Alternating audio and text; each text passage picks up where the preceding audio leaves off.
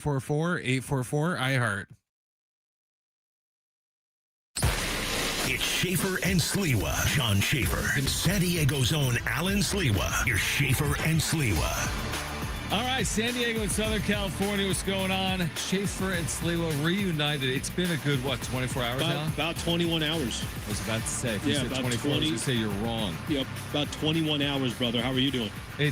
I'm doing well. Okay. I've missed you for some of the 21 hours. Yeah. I noticed once again I got here before you today. What time did you actually get here? How much before me? Because I pulled in at 2, and I saw your car in. You saw my car? It's like, I got to listen to this guy for the next 45 minutes talking about how he got in before me. Correct. So I got in, I think I got in around 2:01, and I noticed you didn't walk in until maybe 2:02 today. So, yeah, just out of curiosity, because we talked about this before, there's like managers out there that just want to see you at the office. That's me. Right? Doesn't mean they really care what you're doing. It's more of like it's more of just like that like it's an ego power thing. Correct. And it also shows just an incredible amount of insecurity. Correct. But there's other people that just come in and just get work done. Well, if you get your job done, I'm cool with it. Yeah, but incorrect. You just want to see what time everybody gets here. Because when I got here, I saw your backpack sitting on your chair. Correct. To show that you came into work. I wanted to make the point that when, I was here before you. Yeah. So I put my bag on the chair. But your ass was walking around the office, going to the fridge. I don't know what I got. Drinking some kombucha. Those are good. I like those. Do you? Oh, yeah, those are good. Truth be told, I was actually here in the area around 1:30. Okay, what are you doing? But then I went to 7-Eleven, and by the time I walked into the studio, it was 2 p.m. So anyway, it's good to see you, man. No, those are solid. I like those. I'll get you one next time. Just ask. Okay. All right. I will. Okay, good show lined up. Kevin Acee, your Padres Insider, is going to join us. We're Busy continuing our summer basketball series. We've got an Aztec freshman forward, Zach White, at 3:30. We're talking D-backs with Nick Piecoro, who covers the D-backs for the Arizona Republic. A good night last night, Alan, in an important game. Phenomenal game. Avoiding falling further back. They clawed it within one game, which means tonight, with Casey Mize on the mound, a chance to get even in the wild card race for that final spot in the National League. Honestly, you couldn't have asked for a better night last night. I mean, last night was... Other than German Marquez. You couldn't have asked for a better night up until the 8th inning for 3 outs that took forever. Correct. We'll get into Marquez. I think that's a different conversation. But if I'd have told you yesterday, you and I were talking about it. I know when we say must win, we don't actually mean must win. But damn, you go out, you make the trade at the trade deadline, and you lose again yesterday. You're 3 games back. Like, you're clearly going in the wrong direction. So I thought last night was really important. Brother, they dominated from the beginning. Tatis started the game with the double. Machado. They get the 3 runs in the first inning. And then, I don't know what it turned to for you, but it's like you got the 3, but Randy Vasquez is on the mound. And I got no idea what I'm going to get from Randy Vasquez. To see Randy Vasquez go 6 yesterday? 6 innings, 2 hits, no runs. I mean, and I think, I forget what date it was, but it had been a long time for a Padres pitcher to go 6 innings, and his name wasn't Michael King. Yep. So to see Randy Vasquez do what he does, the Padres obviously offensively were great. You got to rest a lot of your bullpen. You didn't have to, worry about these guys because you got 2 more games against Arizona where I'm sure they're going to be a lot closer and a lot more competitive. You couldn't have asked for a better night last night. Yeah, no, I agree with you. I mean, the offensive stuff, and I know there's been a game like the series opener, they scored 1 run, or the Robbie Ray game when he was with the Giants and they scored 1 run. But by and large, dude, this offense has been so much better. Eduardo Rodriguez yesterday enters with a 2.5 ERA. It's like a top 5 pitcher in the National League. They completely roughed him up. He was awful. He was terrible. Every hit they had, 11 hits, was just 6 runs in the first 2 innings. So, I'm really encouraged by the offense, recognizing what Kyle Glaser said. I think is fully accurate. They're not the 30th offense like we saw the first 2 months. They're not the best offense. My ass, they're not the best for the last month. But they're good enough. I think the offense being better, coupled with the additions they've made to the rotation, coupled with their bullpen, there's your formula to the postseason. Now you got to get there, and then the postseason conversation is different. But the formula is right in front of you. Better offense, better rotation, really good bullpen. Find your way into the postseason, and it's right in front of them now, 1 game out with a chance to even this thing up tonight. There was a question, not even a question, it was kind of more of a statement. Tony Gwynn Jr., obviously, we know, been a part of SD now and does a phenomenal job in his work. He brought up something yesterday I thought was so interesting. He said something to the effect of, the San Diego Padres will go as far as their offense goes. And I don't know why that kind of hit me across the face, because all we've talked about is the Padres pitching. All we've talked about is they don't have enough starters to make a real run. We know the desperation to try to get a Joe Musgrove or a Nick Pivetta back. But I don't know what that comment did to me, because there's so much truth to that. The Padres, yes, have many issues, and we'll see if they were solved with Casey Mize and Robbie Ray. We'll see how much, this is going to now change potentially the outlook for the starting rotation for the Padres. But if you and I just paid attention to what has been the Achilles heel for the San Diego Padres the last couple of playoff runs, it has not been their pitching. Now, listen, I could sit here and I could tell you that losing Musgrove in 2024 and having to pitch Dylan Cease on 3 days rest, that wasn't ideal. But the Padres lost to the Chicago Cubs last year because there wasn't enough offense.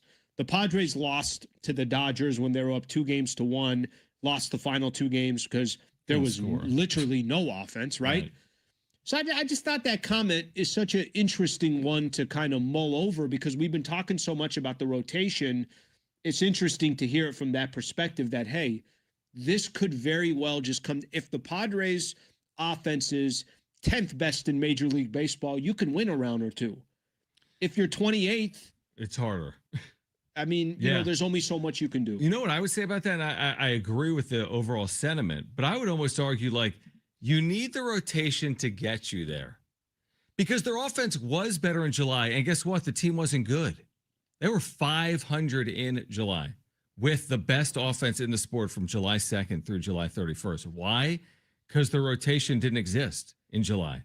So I think improved offense is very encouraging with the improved rotation. And I'm with you. Like, 2024 and 2025 were so bad offensively that I remember saying heading into 2025, I'm concerned because of what I saw in 2024, but it's not going to be worse than that. And then it was very similar. And if they get in 2026, I'm going to say something similar. Like, it's probably not going to be worse. We'll see if it is or not. Just any amount of improvement from what we saw there against the Cubs would have been enough. I mean, they lost game 3 by a run, did they not? We weren't asking for the world. They score 4 runs in that game, they move on. Would they lose 3-2? I think 3-1 or 3-2. I can't remember if they had 1 or 2 runs. But you know my point. Let's stay on those 2 playoff games for a quick second, because game 5, what I think most people don't remember, that game in LA, Dodger Stadium, where I had a ticket and I was too nervous to go in. But I drove around. That is insane. Game 5, people forget. Darvish pitched great. Yep. Only gave up 2 runs. Yep. He pitched good enough, but it doesn't matter. 2 solo home runs. Coming into that game, I would take that all day long with that Dodgers offense, right? And you're on the road, and the pressure is on, all that stuff. Gives up 2 home runs, 2 solo shots. That was all that he gave up. I think any Padre fan would have took that. I think any fan of baseball would say, hey, you got a real shot there if that's the performance you get from your starting pitcher. Game 3, like you were talking about last year against the Cubs, I don't know how the hell he got out of, Darvish started the game. I think Michael King came in and they just kind of put everything together. Almost didn't make sense how the Padres kept that game under control, but they did. They had no offense. So the pitching has done their part in some of these big stages. And I'm not telling you they're going to repeat that. I mean, I think we have the least amount of confidence in this rotation than those past 2 playoff runs, because you just had more depth. Right now, there's still a lot of questions, even with the 2 new additions you have. Yes and no. I mean, go to that game 3, to your point. Think about the fact that against the Cubs last year in October, they're starting a guy that isn't even in baseball anymore, in Darvish. I mean, that's amazing. Like, he's in like retirement conversations, although not fully retired. Then you throw Michael King, who missed 3 months last year because of the neck. And the only question with Michael King is, why didn't you keep him longer? Yeah, he worked the scoreless inning, whatever. Yeah. Did Dylan Cease, was that game 2 or was it game 3 that we saw Dylan Cease? I can't remember. That might have been game 2. He went like 3 innings and people celebrated it like it was the greatest accomplishment. But the point is, like, they were on like tired arms by game 3. But you're right. They but they did were enough. in the they had done enough. I'm not saying they were going to go make a huge run. I'm not saying that they would have been the favorite to, if they beat the Cubs, or the favorite to go beat the Brewers. I'm not talking about that. What I'm saying is that your pitching has put you in a position to move on in the playoffs. Your offense has not. And that's kind of been the past 2 postseasons for the Padres. So I kind of get the sentiment of they'll go as far as their offense. Don't get me wrong. Of course, you got to have starting pitching, but their strength is they got an unbelievable bullpen. They got guys that can stretch games. If you give that bullpen a 3-1 lead going into the 6th, there's a good chance that you could probably hold on to it. Right. But you got to score the runs. And therein lies the issue. Why is the closer an undervalued or underappreciated position in modern baseball? Why does it not have the same WAR value? Because you got to get it to a closer. You could have the greatest closer in baseball. And this, again, in these short series, it's like you could have Adrian Morejon, and you could have Jason Adam, and you can have Mason Miller, but you have to find a way to get there even or ahead. And for back-to-back years, they haven't. Maybe they're due to put themselves in a position where they come through. Do you agree with that strategy? Because to me, I agree with this. Modern baseball suggests the team with the most power is the team that moves on in the postseason, the team that can slug. The Padres, while their offense has been vastly improved, still are not the best slugging team in the sport. Like, use yesterday as an example. They had, 16 hits, but they didn't have a homer yesterday. So it's like, I do agree that they have to be better on offense, and they're capable of being better on offense. We'll see if that carries the day at the end of the day. I'm not going to, it wouldn't be, I would lean to somebody else that's more of an expert on it. But the thought process of let's have the best bullpen in baseball has confused me for the Padres. Like, it doesn't necessarily feel like it fits the way the team is built, and the way that means you need your offense to jump on teams and give you a lead. And that offense doesn't scream, oh, I mean, you got players left and right that are going to get you score 4 or 5 runs a game to put you in that position. Honestly, it's a long way of saying it. It's a good conversation. It's a long way of me saying this, that if they do get there, and they got to get there, right? And they still have a ways to go to get there. It's like, I'm going to be circling and screaming at. It's like Manny Machado. Like, you can't lose another postseason series where Manny Machado doesn't play a significant offensive role. Like, you can't hide anywhere. But brother, can I tell you, here's the only issue I have with that Machado conversation. And I'm not telling you that Machado should not be pointed at, but you also can't depend on one guy to do it. Like, there's other guys out there that are also making absurd amount of money that also don't deliver in the postseason. Not to the extent of Machado. Tatis has been solid, but like, let me give you this. Who was the only person that we remember offensively last playoff series? It was Machado hitting that 2-run homer against the Chicago Cubs in game 2. It was kind of 13 in the series. It might have been, but brother, it was that won them one game. I mean, tell me if Jackson Merrill won them a game. Tell me if Xander won them a game. If Manny's making 350 and he's hit 200 in his Padres career in the postseason. Here's the only issue I have when people talk about the postseason. One player ain't driving you.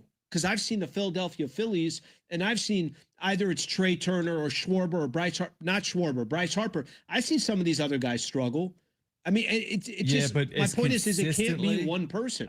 That's fair. It's not to say one person will carry the day, but you can't consistently struggle the way he has in his postseason career, let alone in San Diego, and then just be like, well, there's always next year. Like, at some point, you have to be the one to carry the day. We've said this with Machado for how long? Like, what are we going to say at the end of his career if it's just 10 years and you never play in a World Series or never, make it back to the NLCS? Isn't he accountable for some of that? Baseball, especially, you got to have a ton of guys do it. I mean, I could go look at the teams that have had the most success in one World Series. It doesn't necessarily mean it's just their star that came through. There's a lot of other players that come through. He also has to come through, doesn't he? He does have at some point. Yes, but I think the Padres' issues have been more collective than just one play. Yeah, true. But to your point against the Dodgers, I mean, Yu Darvish allowed 2 runs. It would have been nice for someone to do something, including Manny Machado. All right, more on this on the other side. He's paid to come through in those spots more than anyone. Zach White, San Diego State basketball, will join us coming up at 3:30. This is Schaefer and Sliwa. Stay with us.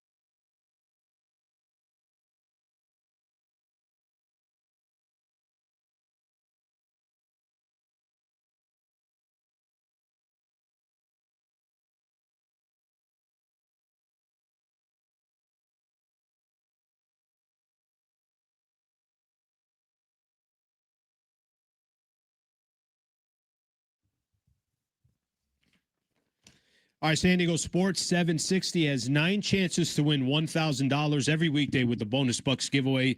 That's every hour, 9 a.m. through 5 p.m. Listen for the keyword, then enter it at sportssd.com. Your next chance to win $1,000 coming up after 4 p.m. on San Diego Sports 760. All right, Schaefer and Sliwa, what's that? You should match that. Every one of our giveaways, you should. Do you want me to match our giveaways? Yeah, just cash out of your own pocket. You're fine. You got enough. You got this job. You do a lot of stuff on YouTube. I do a lot of things. San Diego State stuff. You're fine. I do a lot of things. You got cash. I'll match it if you match it. I don't think my mic's working. All right, Zach White, San Diego State freshman forward. We're doing our summer basketball series. He'll join us coming up in 10 minutes. By the way, Jaden Danigal, Aztec football quarterback, Let's back go. for year 2, will join us tomorrow. Fall camp is open Aztec basketball, on the Mesa. All right, so Craig Stammen said that we may have to temper our excitement on Musgrove and Pivetta. The exact quote: "You're testing them every single time on them working their way back. That's why when we're talking about this a couple of weeks ago, temper the excitement a little bit because there's a lot of boxes to check before they're back to pitching in the big leagues." Of course, we experienced that yesterday, maybe with Pivetta leaving the mound during his rehab outing. It went better, obviously, at least from what we saw with Joe Musgrove. Do expectations need to be lowered coming out of what happened yesterday? Maybe. I think it's tough on the Musgrove one to not get a little excited because he's excited. Like all I care about on Joe Musgrove is if he's feeling like you could hear him from some of that sound that we played yesterday. He's excited. He's a little enthusiastic. His exact quote, "Today was a good day," right? Like this man hasn't got an opportunity to, it's probably the furthest he's been progress-wise since his injury back in 2024. The Pivetta one, I got to be honest with you, that one I've just kind of given up on. And when I say I've given up on, I just feel bad for him. And the fact that however that was all reported yesterday and however it came out and Craig Stammen kind of saying that, listen, yes, was that odd? You kept saying like, hey, that's got to be really odd. How do you go out there and after you feel pain, you go out and throw 30 more pitches? Like that doesn't make any sense. That doesn't add up, or that's not normal in the scheme of things. So the Pivetta one, I'm just going to leave alone. But and for Pivetta, you and I talked about this yesterday. Like there's a lot of layers to this for Pivetta. It's also there's financial layers to it. Yeah. So I hope a miracle happens there, but I'm not going to be too confident about that. I think Joe Musgrove, I'd love to see this keep progressing, and based off of what he said yesterday, I'm not going to obviously bank that he's coming back, but I'm also not going to temper some of my expectations and hope for him to come back. Yeah, I mean, I do think Joe Musgrove, barring a setback, does appear in the major leagues sooner rather than later.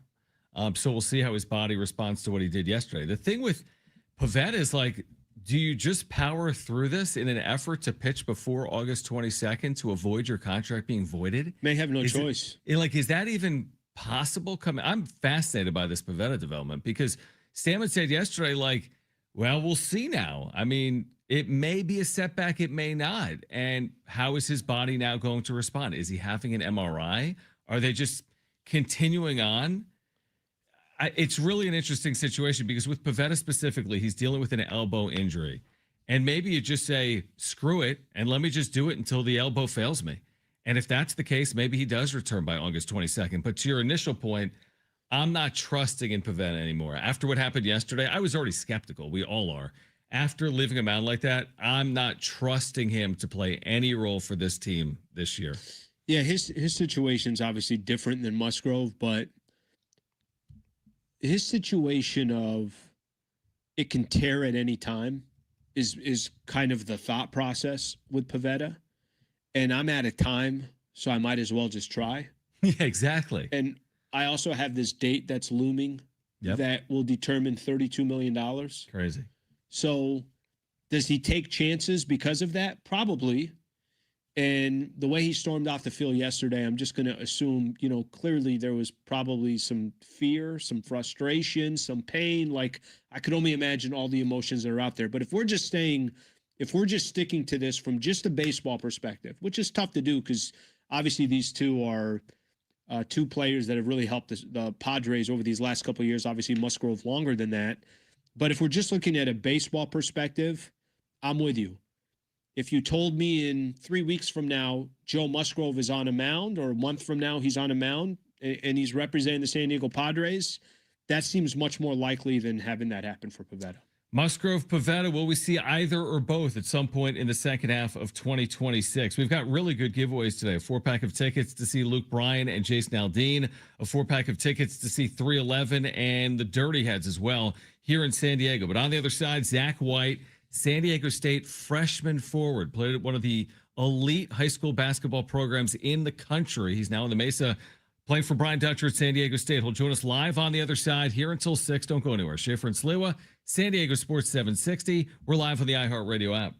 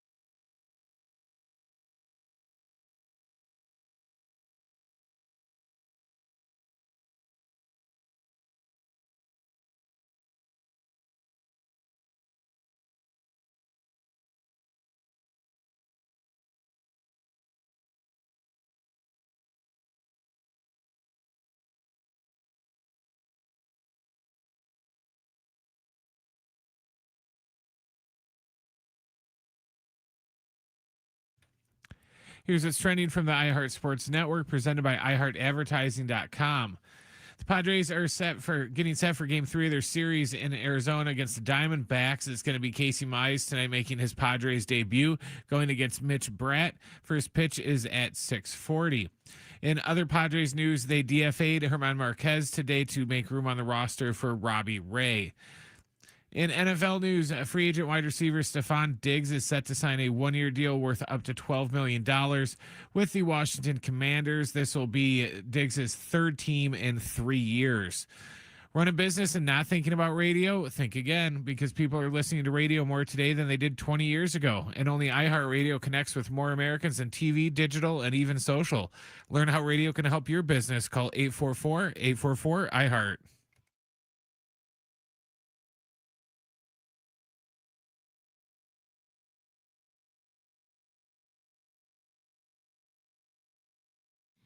All right, we're scheduled to be joined by Zach White, Aztec freshman forward. He's actually calling in right now.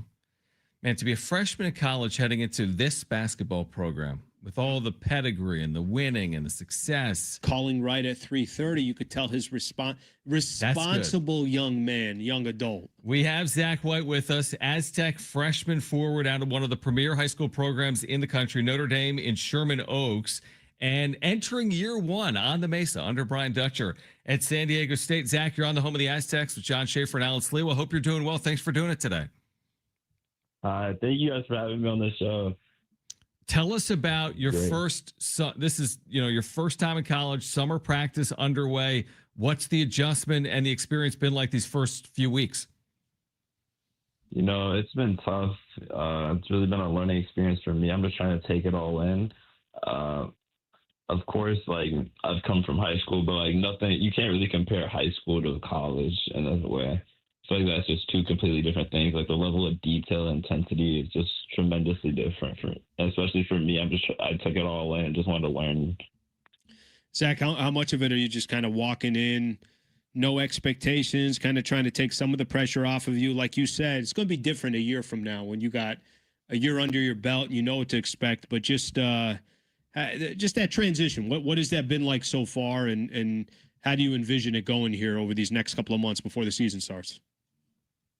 I would say I have high expectations for myself. So I come in, I just want to be the best at what I can do, what I can try to do. It's been rough, by battling through ball screens, turning and running all the time. It's definitely an adjustment for me because in high school, I wasn't getting corrected on everything that I did. What I did in high school wouldn't be acceptable on the college court. And I feel like I'm fixing the habits that I was building in high school. Right now, I'm doing it all right now, which is really helping me adjust my game. Zach White is with us right now. He is a freshman forward for the Aztecs. Your high school coach was quoted in the LA Times of saying, if you know basketball and you're really watching the game, all Zach does is affect winning. What is it about your game that lends itself so well to, again, finding ways to win basketball games? Well, I just think I don't really care about points or the statistical categories that I guess most players might want to chase. Said I want to just do my own thing and try to impact the game by rebounding, diving for loose balls, maybe taking a charge. Just trying to impact the game in those little ways that really changes the energy of the whole entire game. Zach, has that kind of been most of your life, just how you played? Hey, I'm just trying to win, so whatever role that I can take. Are there players that you watched growing up? It could be in the NBA, other college players that you looked at their game and you saw that, hey, I like that style of basketball. How did that become your game? If I'm being fully transparent, I think that this started right when I went into high school because I played with a bunch of top players right away. I played with such great players that I had to find my own way to get on the court. And of course, scoring and all that wasn't an option. We had enough people that can score. I had to find my own way to get on the court. So I feel like that I really had to adjust and just impact winning in my own way by diving on loose balls, being the hardest worker I could be. All right, so you mentioned the transition to college and how some of what you were doing in high school wouldn't be acceptable now at the college level. You're in one of the elite defensive programs in America under Brian Dutcher. Before that, Steve Fisher. In the last 25 years, San Diego State's defensive metrics are probably some of the best in college basketball. What have you seen in terms of what is necessary to succeed on that side of the basketball through your first few weeks of practice?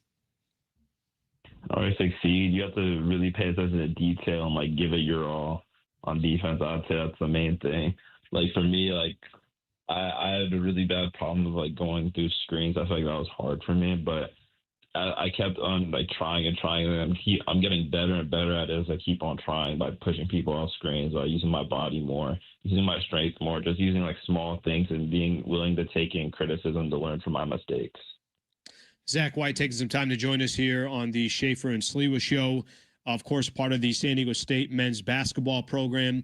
Zach, I'm curious, as you know, you mentioned there's areas to start off, and you're tough on yourself, and you want to improve. Let's fast forward 6 months from now. What are some areas of your game that you feel like you're going to be working on over these next couple of months that are most important to improve? For me, I think that learning how to like close out and turn and run are one of the first things I want to improve on the defensive end, because I feel like that, I mean, you have to get a stop on defense to go to offense. So I want to work on just like chopping my feet more and like turning and running like quicker and all that. Then I also want to work on my shooting and ball handling, as that's something that like I feel like that you can't entirely master. You can always get better at. So I feel like that getting in the gym and getting more reps up will for sure help my game. What do you learn about yourself when you play with or against some of the caliber of player that you've performed with or against over the course of your high school career? Tyron Stokes, the #1 recruit in the nation, obviously you played with. He's at Kansas. Throughout the course of your career, though, guys like Caleb Foster or Dusty Stromer, Aztec fans are familiar with. There's many others as well. Like, what does their play bring out of you? Like playing with them? Yeah, exactly. Oh, like playing with them, like I felt like comfortable in a way, because you just gotta like you gotta find an understanding with them, because they're very talented people, as you said. They're really great players. So you just have to find like your own way. Like you gotta find a way that you can do your game while they still can play like their game. So you don't want to interrupt each other. Then like when you find that like calm mean, that's where like it's successful and it's like almost unstoppable in a sense. Zach, what's your thoughts on the team overall right now? I know it's super early, and I know you guys, the team, what it looks like today is going to look different as you get closer to the season starting. So, but just as you look at the team, what are some things and some aspects that get you excited about the upcoming season? I think that like something that's great is that like we connected like really fast. Like I came in here, like I didn't know anyone really except like Tay, because like we played in the same area, but I didn't know like anyone. And like now, like I like all of them, like they're all great people. I think that our connection, like we love to like be around each other, hang out together, like we hang out on and off the court, and we enjoy competing. I feel like that's also a great thing. Like we would talk trash, we want each other to get better. I think that's also one of the main things that really can fuel the success for our team. Take us back to your recruitment. What was it about? Again, you're out of Southern California, but what was it specifically about San Diego State that had the Aztecs separate from the other programs you were considering? Well, for me, I was always told that you're a defensive player. You're like an Aztec. You're a San Diego State type of player. Like throughout high school, people would always like assume I was committed to San Diego State. Wow. It was crazy. Like I really thought about it one day, and I was like, you're right. Like that would make the most sense. It just made sense for me to go to San Diego State. Like high school, I played defense. I guarded a lot of top players. I rebounded well. I feel like that San Diego State matched that. And I feel like they're able to like help me grow as a player. They mentioned previous players that are similar to me that they've had in the past, and they connected that to me, and I found an understanding in that, and I feel like that San Diego State was the right place for me. What a cool compliment for both sides, right? For you, Zach, to be connected to a great program, and then also for people to say, hey, San Diego State University, this is one of the best defensive programs across the country. So what a unique tie for both sides of it. All right, what's how's San Diego treating you so far? Is you getting comfortable with the city? A little bit, yeah. It's still an adjustment, but the city's great. It's way calmer than LA. Mm-hmm. No doubt. A lot easier to get around. Let's just say that. Yeah. How much are you looking forward to? And again, Alan mentioned this. Like we're still months away from the season. I mean, the official season opener is not going to be until the first week of November. But you've been in Viejas, obviously. You know all about the atmospheres that have happened there over the years. How much are you looking forward to what that's going to be like when you get a chance to be on the floor at Viejas this year? Honestly, it'll be surreal, but I just want to take in the moment when I get there and just, do my thing. But I feel like that would be a great experience. I might be smiling up and down the court when I first get there. No doubt about it. No doubt about it. All right, Zach, we're excited to have you on the Mesa. We're looking forward to the start of the season. Best of luck in all of your firsts, really, at San Diego State on the Mesa this summer and fall. But thanks for doing it on the radio, and we'll see you out there soon, all right? Thank you, Zach.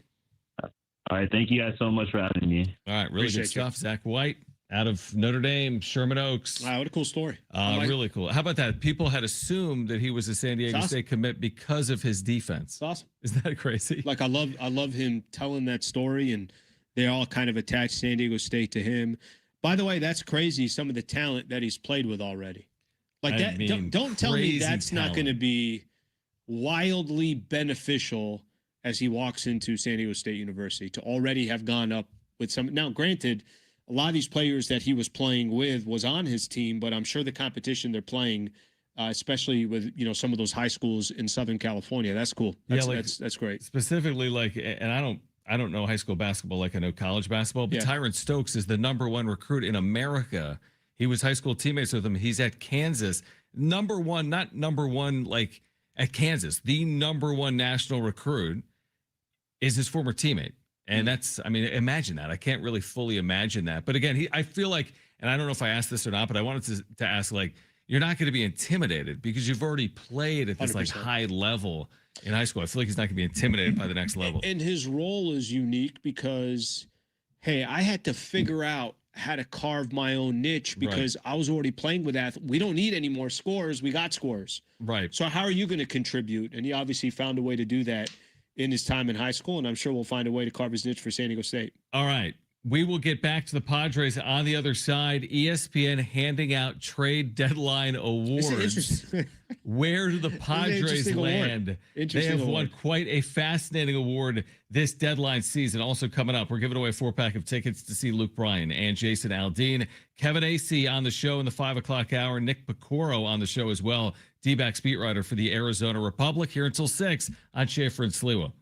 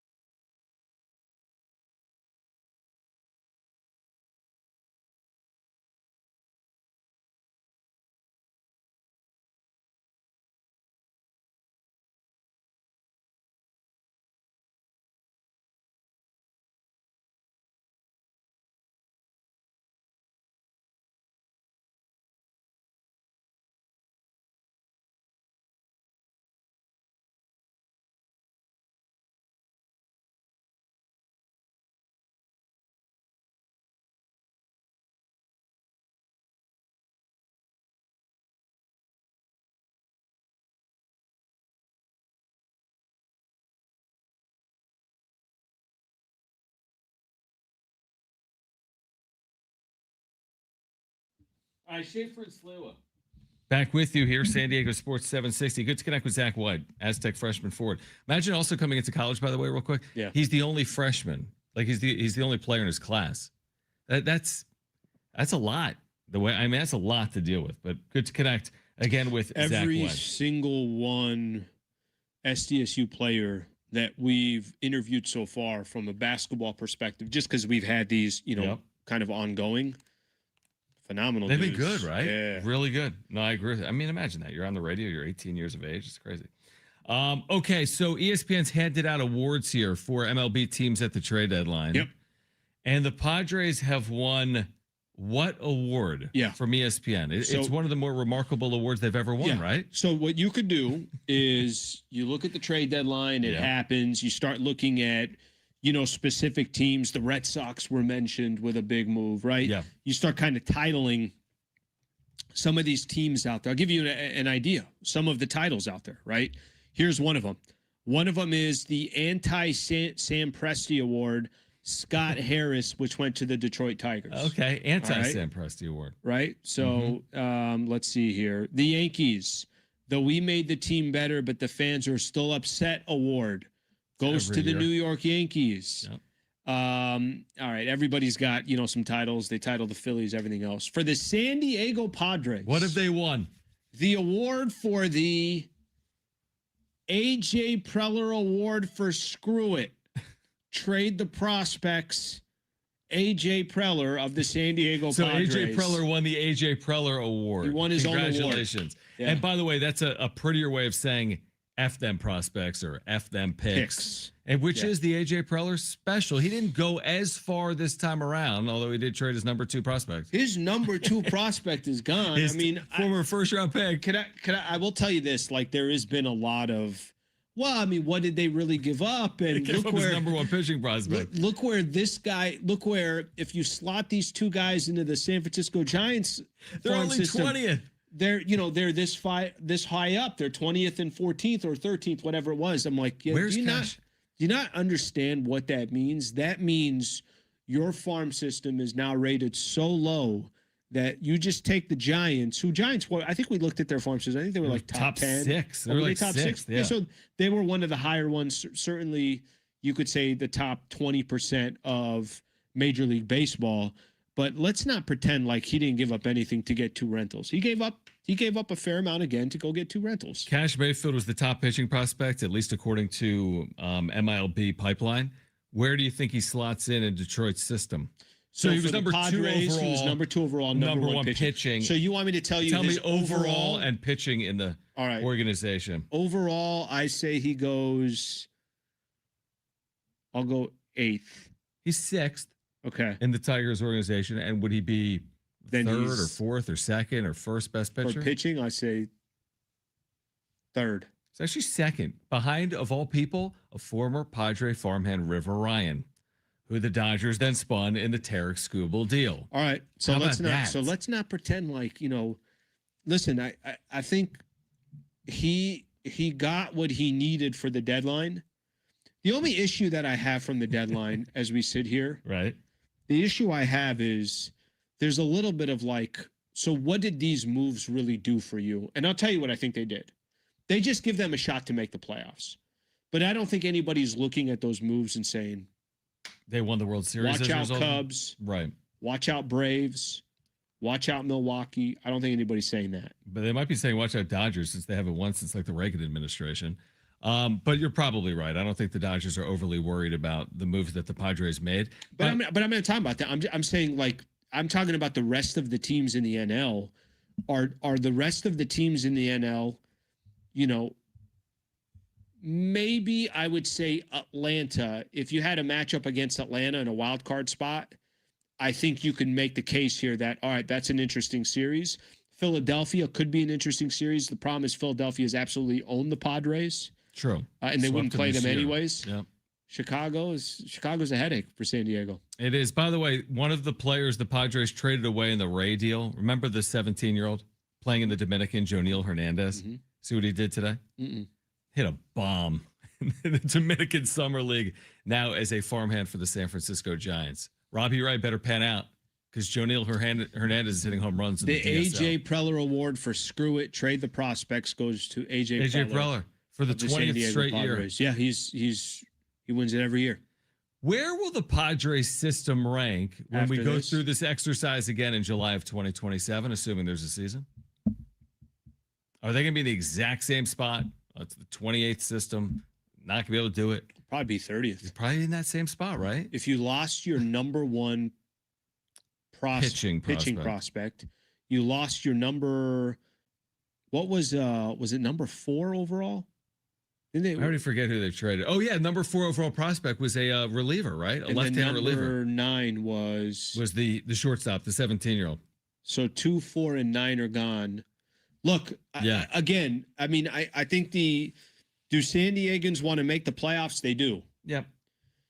But I'm sure there's a lot of GMs out there that are happy to do business with AJ Preller because they know Preller's not worried or scared about saying, yeah, I'll take my chances with this. Yeah, if that guy, here's the one thing I'll give AJ Preller credit for. He doesn't apologize for it. And he also says, like, he looks at it like if one of our prospects comes through, he thinks it's actually a good look for them because they're able to produce these prospects that then become major league players. Right. Like, so I don't think he looks at trade partner. Yeah, I don't think he looks at it as, well, CJ Abrams is a stud. James Wood is a stud. I think he looks at it as, yeah, that's what I traded you those guys for a reason. Yeah, but right. I mean, obviously he wants to hold on to it. It's got to be a fair trade. He can't win every single trade. By the way, he hasn't. And also, to your point on Abrams and Wood, my hunch, he loses no sleep over it. He doesn't seem like the type of guy that's looking backwards and be like, oh, I wonder what would have happened if I would have done this. It's just, he doesn't seem to really operate like that because this happens constantly, every single year, willing to play high stakes poker. If you win the hand, you win the hand. You make a lot of money. If you lose the hand, you lose a lot of money. But he's still in the same position to do it. Yeah, here's his issue. His problem is, when you haven't cashed one out, you got a lot of people now saying, like, you and I were joking about this, where it's like you tell your wife, hey, I'm going to the casino. Okay. And then you come back and she's like, all right, Where's well, how'd money? it go? I went all in, I lost. Goes back to the casino 2 weeks later.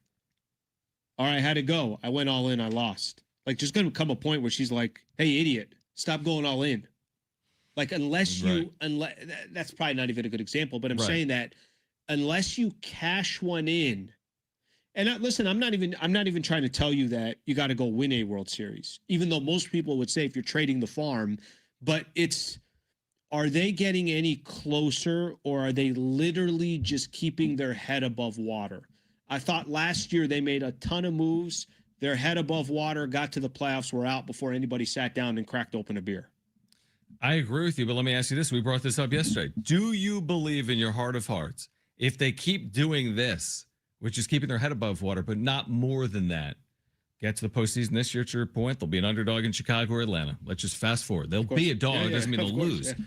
And they lose in 3. And they'll be playing outside of Petco, and their record outside of Petco, not as good. So let's just see it through. They go to Chicago, they lose a 3-game series. It's deja vu all over again, as Yogi says. Okay. Do you think that threatens AJ Preller's job?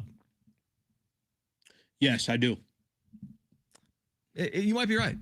So I think he would maintain his job by making the postseason. But maybe it does. Here's a question that I would ask, and this is, obviously for new ownership to figure out. Is this our ceiling? Is our ceiling giving up our future every single year to just say we made a wild card spot? It kind of is because of the Dodgers, isn't it? Like the conversation we had yesterday. Are you ever not going to be a wild card team? Yeah, but that's not even. It's one thing to be a wild card team. It's another thing. Do you do anything once you're in? That's my point. Like out of the wild card, they've actually only lost as a wild card team once. They won in 2020. They won in 22. They won in 24. They're 3-1 in wild card series all time. Okay, 2020. No, listen. You could cash all those in. You could count all those. I guess at the end of the day, the question is, are you still going towards a direction where you feel like we're giving ourselves a shot to? Are you trending in the right direction? Are you trending in the right direction? I agree with that. Because I think, unfortunately, last year it didn't cash out. I still don't understand what the hell. last year they had some injuries, they had this, but they also just didn't perform in the postseason. But the September stretch made no sense to me after them making all those poorly moves. they played, right? They killed themselves. They shot themselves in the foot. They should have hosted that series. They would have won the series if they did. And then you could have got Milwaukee. Exactly. You could have like kicked the can down the road a little bit further. I agree. To eventually avoid. Maybe they could have beat Milwaukee. It's not like Milwaukee you were playing the Dodgers. beatable. You Yes, were playing of the course. Dodgers in Of that course. second series in that NLDS. All right, we'll But get to your answer phone calls question, on the other I do side. think there's a legitimate. It'd be interesting. Maybe. That's why I ask it. And there's new ownership, so it is possible. I just don't know. 877-767-4760. We're giving away tickets to see Luke Bryan and Jason Aldean in the 4 o'clock hour. Plus, Nick Piecoro covers the D-backs for the Arizona Republic. He'll join us at 5. Kevin Acee's on the show at 5:30. Your calls on the other side. 877-767-4760. Hour 2, Schaefer and Sliwa next.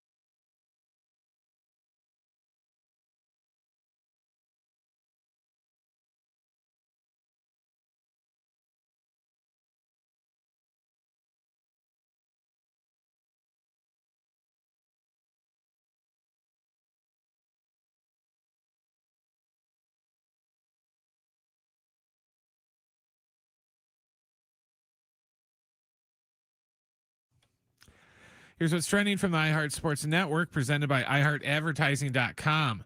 The Padres and Diamondbacks are getting set for game 3 of their series in Arizona. It's going to be Casey Mize making his Padres debut going against Mitch Bratt. First pitch tonight is at 6:40. Other Padres news, the team DFA'd German Marquez today to make room on the roster for Robbie Ray. One NFL note, free agent wide receiver Stephon Diggs is set to sign a 1-year deal worth up to $12 million with the Washington Commanders. This will be Diggs' third team in 3 years. Running business and not thinking about radio? Think again, because people are listening to radio more today than they did 20 years ago. And only iHeartRadio connects with more Americans than TV, digital, even social. Learn how radio can help your business. Call 844-844-iHeart.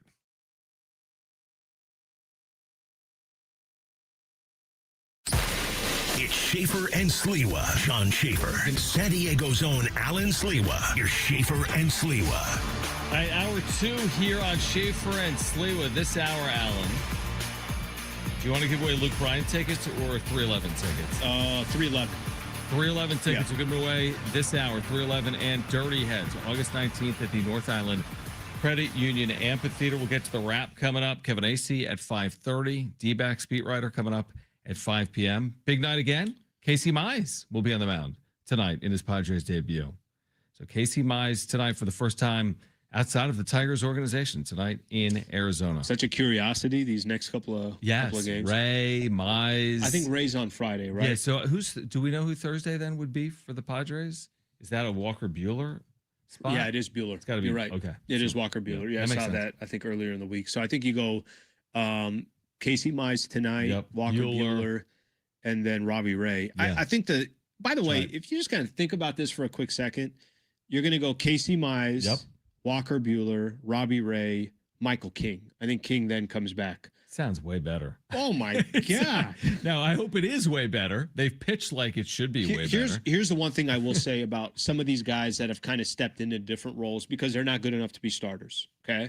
And I'm talking about the Griffin Cannings, and I'm talking about I know Marquez just got – we obviously know what happened yesterday with him, so we'll keep him out of the mix. But some of these guys played a role over these last couple of weeks, so give them a little bit of credit too. It's not ideal. You know, nobody was envisioning your starters are now going to go 2 2/3 innings or whatever. The pitching chaos. Yes, the pitching chaos. Yeah. But they made it work to get to this point. Absolutely. Now, you know, you're coming home tonight and you're getting ready to watch Padres and the Diamondbacks. This isn't just a chance to tie the Diamondbacks in the wild card race. You're watching a pitcher you've never seen pitch before for the San Diego Padres. And I'm looking forward to that. Pitching you've seen of Casey Mize. I haven't seen much, but like there's some wild intrigue here. The stakes are high. Yeah. The opponent is important. This is going to be an interesting week here as we got because now that rotation is going to look a lot different moving forward. You didn't used to watch him on SEC Plus when he was at Auburn in 2017 and 18? I did, but the SEC Plus package that I had, I had the credit. It was on a different credit card. Oh, so you didn't. So it was denied when it got reactivated. But you watched Paul Skeens when he was at Air Force, obviously, for a couple of years on Mountain West Network. I'm sure. A lot of Skeens at Air Force before he went to LSU. Let's go to the phone. Was he a stud? He was at Air Force. Was he at Air Force? Was everybody talking about him? I didn't know anything until he was at LSU. He pitched at San Diego State a couple of times with Air Force. And I almost want to go back and look at his numbers. He obviously was good. I don't know if he was that good then, though. Man, but he did end up at LSU from Air Force. How do you have just like a guy? That's the wild thing. Isn't that crazy? Like you probably have called some games, you know, especially now because this is, you know, part of your. This is going to be it. You're calling basketball games. You're calling football games, and there's going to be guys that are on other teams that might even be smaller colleges that you don't think anything of. And then a couple years later, did that dude just get drafted? Yeah, it is always interesting.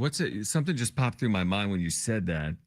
There's a guy at Utah State that's end up pro. You know what I mean? Sam Merrill's been in the NBA now for like 8 years. Ever since that, not 8 years, 6 years since that shot when the Aztecs went 30-2. That guy's been a good player now. Sure.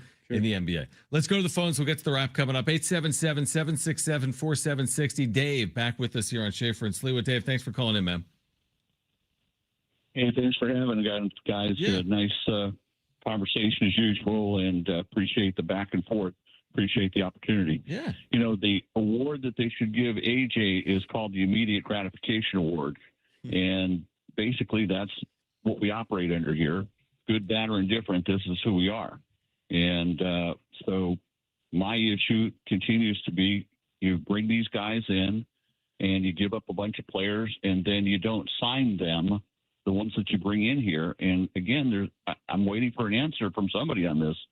What do you gain when you continually have this merry-go-round where you really don't fix problems, you just temporarily put a Band-Aid on it, and then when the off-season comes, we're right back into the same boat again. So, you know, I look at it in this way. I look at 10 years plus of AJ, and the bottom line is the World Series, gentlemen. That's what you play the game for. And, you know, you get a participation trophy now for the playoffs because you've expanded it. It doesn't have the same, I think, gravitas as it did in the old days. But it is what it is. No question about it. But, you know, again, we're going to be right back into the same pot of stew, even worse now because Michael King might go, will probably go. You still don't know about Pivetta and Musgrove. I mean, you go right through that entire pitching staff. What is signed up to come back next year? Dave, it's a good point.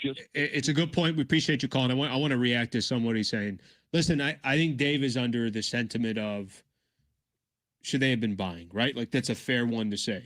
That it is at the end of the day, are you just patching up some holes, but you already know the team's not good enough?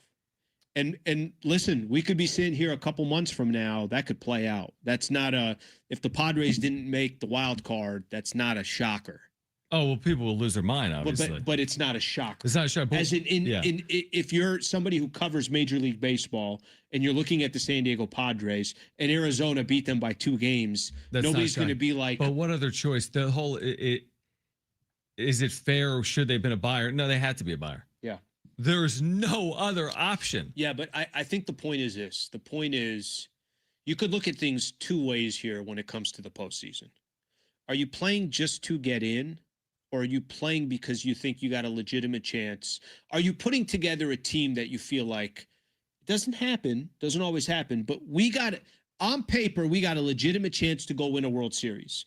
And I don't think people can say that about the San Diego Padres. Yeah, it's a hard conversation. But people can say, well, why don't you just get in and then anything can happen from there? And I feel like that is kind of the mantra of the San Diego Padres. Get in and see what happens. Honestly, I'm fine with that. I mean, did the Lakers have a chance to win the NBA Finals last year? No. But, I mean, okay, there's going to be years like that. I mean, they had 0 shot to win the NBA Finals. But here's the difference. The difference is there's I think the point that Dave is trying to make is you are trading your future every single year. You're trading your future. And you always have a future. That's the part that always frustrates me. Every year they're in the playoff conversation. You're not trading your future when you're winning now. I've been told the window's closing, They can't do this. And every year they're in the postseason or in the conversation. Okay, but then that's when then you got to say that's what the goal is then. That is the goal.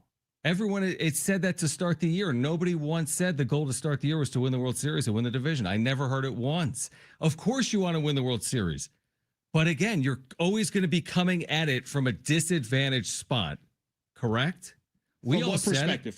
You're not winning your division. Yeah. You're not favored to do it. But you don't have to win the division in order to be a team that you feel like's got a legitimate shot at a World Series. That's not okay. So they've had legitimate shots to win a World Series. How do we know today, if they get into the postseason, what will happen in it? Here's what I'm going to say. If anyone's making an argument that AJ Preller's strategy is not the right strategy, I'm not going to sit here and argue that that's 100% wrong. Sure. And I will argue, if anyone's saying he shouldn't have bought at the deadline, then what other choice did he have? He's 1 game out of the playoffs, selling 40,000 tickets a night. You're gonna trade away Mason Miller? Yeah, but I think then that's a different conversation, because if the conversation is I need to sell tickets, because I'm trying to sell out at Petco every year, and I want to make sure He's people one game out. are still excited about August and September. That's a different conversation. But he's one game out. But there's other teams that are also 1 or 2 games out that also didn't buy. And what does their fan base have to think about it? And what better position are they in? Is Detroit better off today? Here's the case that you make for the San Diego Padres, and I think this is the only case you can make about buying. There's a couple cases. One is you're 1 game out. Right. One is you have The other case is this is like the guys you have are not going anywhere. And every year that goes by, you're probably going to have less of an opportunity to compete. That to me is the argument. The argument is I'm so far in that I can't get out right now. Maybe I get out in 2 years, but I can't get out today. That's the argument that I would make. Yeah, I mean, I guess it's just I don't know. It's like sometimes you're handed a hand that you have to play, which is the hand that they're playing. When you're 1 out and you've won 8 of 9, you have no option. By the way, he didn't trade away Ethan Salas. He didn't mortgage everything. If anything, he mortgaged more previously than he's mortgaged now. If the idea that we don't know about Michael King next year, we don't know about Joe Musgrove, we don't know about Nick Pivetta, we already didn't know. Listen, I'm not. I want to be clear here because I'm not making the case they shouldn't have bought. But I think if anyone's making a case that AJ Preller has been reckless when it comes to the farm system and not risking everything, I don't think I can make a case against that. Yeah, I don't know if he's risked everything though, because it's not like the other side of it is a 50-win team.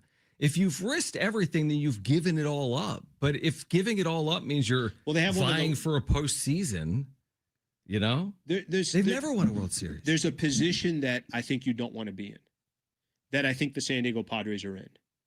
The position you don't want to be in is I can make the postseason, but I know I don't have the roster to actually compete for a World Series. Baseball's tough like that. I disagree. I really disagree because baseball doesn't play out like that. There's teams that win 88 games that have won the World Series, you know? I mean, they're pacing right now to win, 87? Mm-hmm. So, listen, look, you know, the hope is this. The hope is this, is that he's gone all in so many years in a row that one of these years it pays off. It would be amazing. And then what would we say? Then we would give him all the credit in the world, but It hasn't happened. Right. So it's also fair to look at it the other way and say, all right, well, is this the direction? Is this a sustainable way of operating your business? That's a fair question on AJ Preller. Fair. It's just, it also is fair to acknowledge, and Dave's point is valid, the playoffs have been watered down, but it's also arguably the most sustainable run they've ever had right now in front of our eyes in the 2020s. I would rather have no sustainable run, sneak in, get one. I've said that. I've said that. I'll take the 97 Marlins over everything we've seen. I'll take that right now. Unfortunately, we don't, that hasn't happened as of yet. Mm-hmm. But yeah, I just have a hard time. Listen, I'm the first I'll criticize AJ Preller. If they miss the postseason, that might be damning enough and he might go. But I don't know what else he could have done at the deadline. We'll see if it works or not, but I really don't know what else he could have done. At the deadline, I think that one's kind of a tough one to argue. I don't think there's much to argue in this specific deadline. But listen, they give away their prospects. Let's just put it that way. They do. They are very, very loose on giving away their prospects. And I get it. It rubs ESPN some people gave them an award for giving away their prospect. An AJ Preller award. It does rub people the wrong way, but I've always preferred, and this isn't everyone's cup of tea, I prefer playing for the major league team. That having the number one system has never been that appealing to me. Putting together a team that can win on the field at the major league level, to me, is most appealing. It's not for everyone. Maybe some think they'd be better positioned with a better system. I saw this top system 6-7 years ago. I didn't see a World Series. So now I'm like, you know what? Go it this way. But not for everyone. All right.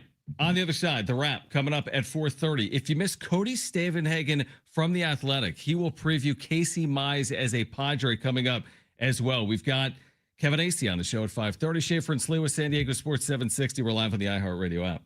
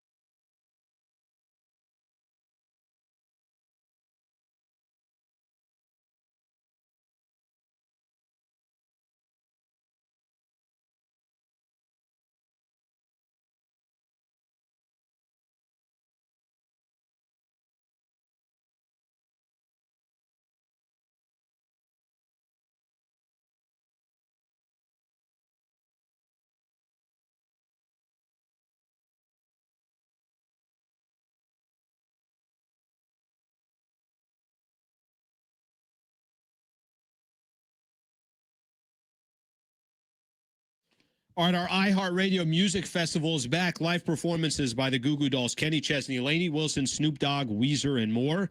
September 18th and 19th at T-Mobile Arena, Las Vegas. 2 nights, 1 stage. While the world is listening on iHeartRadio, you could be there. 3 chances every weekday for you to win your trip. 4-2 plus $1,000 spending money. We've got your first chance to win starting this Monday at 9 a.m. You know how many chances you get to make a first impression, Alan? 7, I think. I think that's. It's only 1. Oh, okay. Believe it or not. The first impression. There's always 7. Because Casey Mize tonight, because you know what's going to happen. I'll say this with Mize and Ray, because they're going to have 10 starts if they're healthy in the regular season, but we're going to react very strongly to what they do initially. Sure. It's an overreaction either way. They may settle in either way. They might be really good and start one, and then we'll look up and be like, hold on, they've been bad for 3 or 4 starts, and people won't recall it. Or they might be the opposite, really bad today, and then be really good and be like, oh, they're not good. But Casey Mize tonight, for the first time, is a Padre. We caught up with Cody Stavenhagen from The Athletic about Mize yesterday. Where does this start? Just a general. Oh, Brent's going to grab it. Where does this start, Brent? He's going to let us know. Yeah. Okay, on his year, but we'll get to it in a second. Yeah, I think, what I find fascinating, and I think let's use Scooble yesterday in Chicago. I mean, his first start wasn't great. No, what was the final line? I don't know what his final line was, but 2 runs and 6. Oh, no, that's did he take the loss? Did he leave trailing 2-1? Yeah, because they lost 5-1. Yep. No, that's a good start. Yeah. That's not a bad start. But it's just, I guess, the fact that they didn't get the W, who else was traded to Tampa from the Mets? I'm forgetting the starting pitcher's name. Freddie Peralta? Had an awful start yesterday. I think gave up 7 runs or something like that. It was awful. So, I mean, is the first start really going to kind of – here's what I would say the difference is. The difference for the Padres – right. You're playing the team that's right in front of you. You're not guaranteed a playoff spot. Right. So, each one of these games is different. Yeah. Schoolboy, one of these guys have a bad outing. It's like you're not risking the postseason. For Casey Mize tonight, it's an important game. So I think that's what – obviously winning last night takes a little bit of pressure off because I thought there was pressure in yesterday's game. But again, you kind of fall back to, are you tied in the wild card with Arizona tonight? Or are you back now down 2 again? It's a big swing, and it's huge. It's on Casey Mize. Yeah, it's a huge swing. To your point of Peralta, 3 2/3 innings, 7 runs in his Rays debut. He's got 9 hits or something like that. 5.4 ERA now between New York and Tampa this year. All right, let's hear from Cody Stavenhagen from The Athletic. He covers the Tigers on Casey Mize's year. Yeah, it's been pretty fascinating to watch every day of Casey Mize's career, a guy who was drafted to such great expectations and didn't quite perform at that level for a long time. He battled injuries. He battled some bouts of inconsistency. And then really over the past 2 years, he's grown into something a lot closer to the pitcher he was once billed to be. This year specifically, I think the biggest thing, he just has 3 pitches going for him seemingly at all times in a way he never quite has in his career before. The splitter was his calling card out of Auburn, and there were times in his major league career where that splitter wasn't very good or got hit. He's got better action. I think he has a better feel for it. It plays better because his fastball command has improved greatly. And he's also developed a really good, what he calls a bullet slider that he's been able to land and throw with a lot more consistency. Early in Casey's career, it seemed like sometimes he would have the splitter, but he wouldn't land the fastball. Or sometimes he would have the slider, but not the splitter. And this year, he's had those 3 pitches going. He's become, his arsenal has become more diverse. He's obviously just become a harder pitcher to hit. As a result of that, he does have these lingering groin issues, and health has always been a bit of a conversation for him. But when he's been able to be on the mound, he's been really good, and he's just been consistent and efficient. He's kind of become this tactician in a way that he hadn't quite been able to unlock for a lot of his career until recently. Cody Stavenhagen is on the show today, covers the Tigers for The Athletic. Obviously, the Padres getting Casey Mize yesterday, part of a trade package with the Detroit Tigers. Well, what do you think? And we kind of fast forward here. Padres are obviously going to be doing everything they can to make a playoff run, to get to the postseason. And he's going to have such a critical role because of how thin the Padres are from a starting perspective. At his best, what do you think he can represent over these final couple of months for the Padres? Yeah, we'll see. I mean, if he continues to pitch like he did in Detroit, I mean, he had a 2.70 ERA, so that's legit. The legit stuff of a frontline starter. It's important for Casey to, like I said, land all three of those pitches, to miss bats and strike guys out. That's something he's also struggled with at various points in his career. I think he has the highest K rate, highest swing and miss rate of his career this season. So long as he's doing that, I mean, he could pitch to the level of a, I would say a number 2 starter in the major leagues. So we'll see if he can continue to be at his best in San Diego. One of the things about Casey, the floor has always been kind of high. He's a guy who can come out and maybe if he doesn't have his best stuff, just seems to have a knack for being a little bit of a bulldog, grinding through some outs, pitching with traffic on the bases. I think that's the encouraging thing about Casey Mize. It's pretty rare you see a real blow-up outing for him. It's kind of just a question, can he continue to pitch like the very best version of himself? All right, we need that starting tonight. Cody Mize. Just the very best version of himself. So yeah, I need to see a good first inning. I need to see a good outing in general. His year's been awesome. Like if he can replicate what he's done, wow. But he's got to go do it. Like 2.7 ERA. If he finishes his year with a 2.7 ERA, amazing. You know what scares me about guys like that, and it is what it is. But Padres are obviously trying to get some talent, but they got Mize kind of at the peak. They got Robbie Ray at the peak. Having a good year, yeah. Right? They got them at times where it's like things are going really well for those two pitchers. And now they just got to continue it. I think the difference is going to be a massive difference coming to San Diego because, like we talked about, you're in a wild card race. You're trying to make the playoffs. Nothing is guaranteed. A lot of people are going to look at these two pitchers and the weight that's going to be on these guys' shoulders is we're either making the postseason because we added the two of you or – Preller, why the hell did you get these two guys and give up more or whatever the case is, right? And sometimes, like when you're pitching for a team that's not a contender, it changes once you're in these meaningful games. Now, Detroit was kind of hanging around. Yeah, they hung around. San Francisco hasn't been in the mix at all. Exactly. But Robbie Ray's pitched a lot of postseasons in his career. All right, on the other side, let's get to the wrap. Also coming up this hour, we'll tell you how to win a 4-pack of tickets to see 311 and the Dirty Heads, August 19th. At the North Island Credit Union Amphitheater. Stay with us, Schaefer and Sliwa, San Diego Sports 760, live on the iHeartRadio app.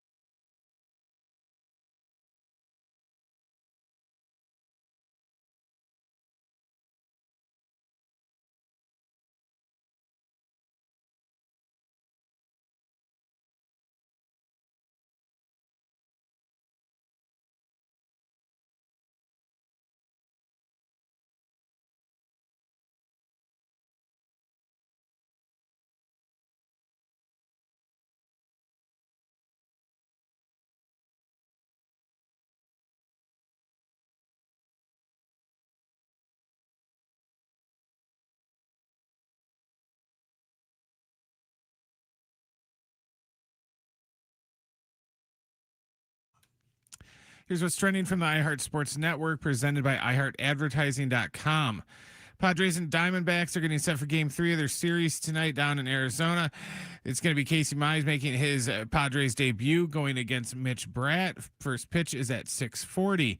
In other Padres news and notes, they DFA'd German Marquez today to make room on the roster for Robbie Ray. In NFL news, free agent wideout Stephon Diggs is set to sign a one-year deal worth up to $12 million with the Commanders. This will be his third team in 3 years. Run a business and not thinking about radio? Think again, because people are listening to radio more today than they did 20 years ago. And only iHeartRadio connects with more Americans than TV, digital, and even social. Learn how radio can help your business. Call 844-844-iHeart.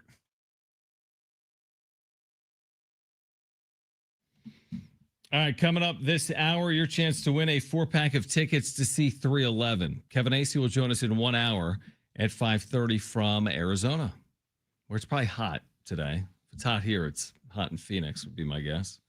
Like in the 100s or 200s. It's a really good weather breakdown.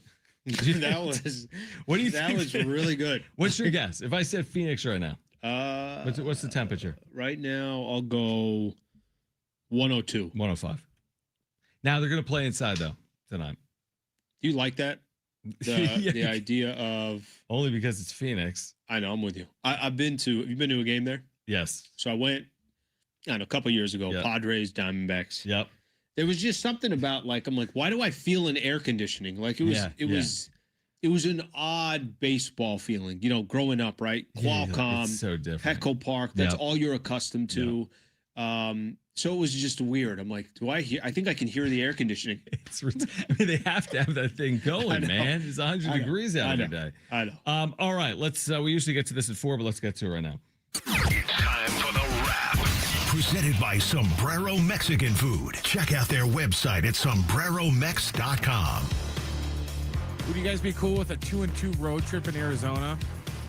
Yeah, I'll take 2-2. I think, through these first 2 games, kind of 2 polarizing opposite games. The first game in Arizona, the Padres looked dead.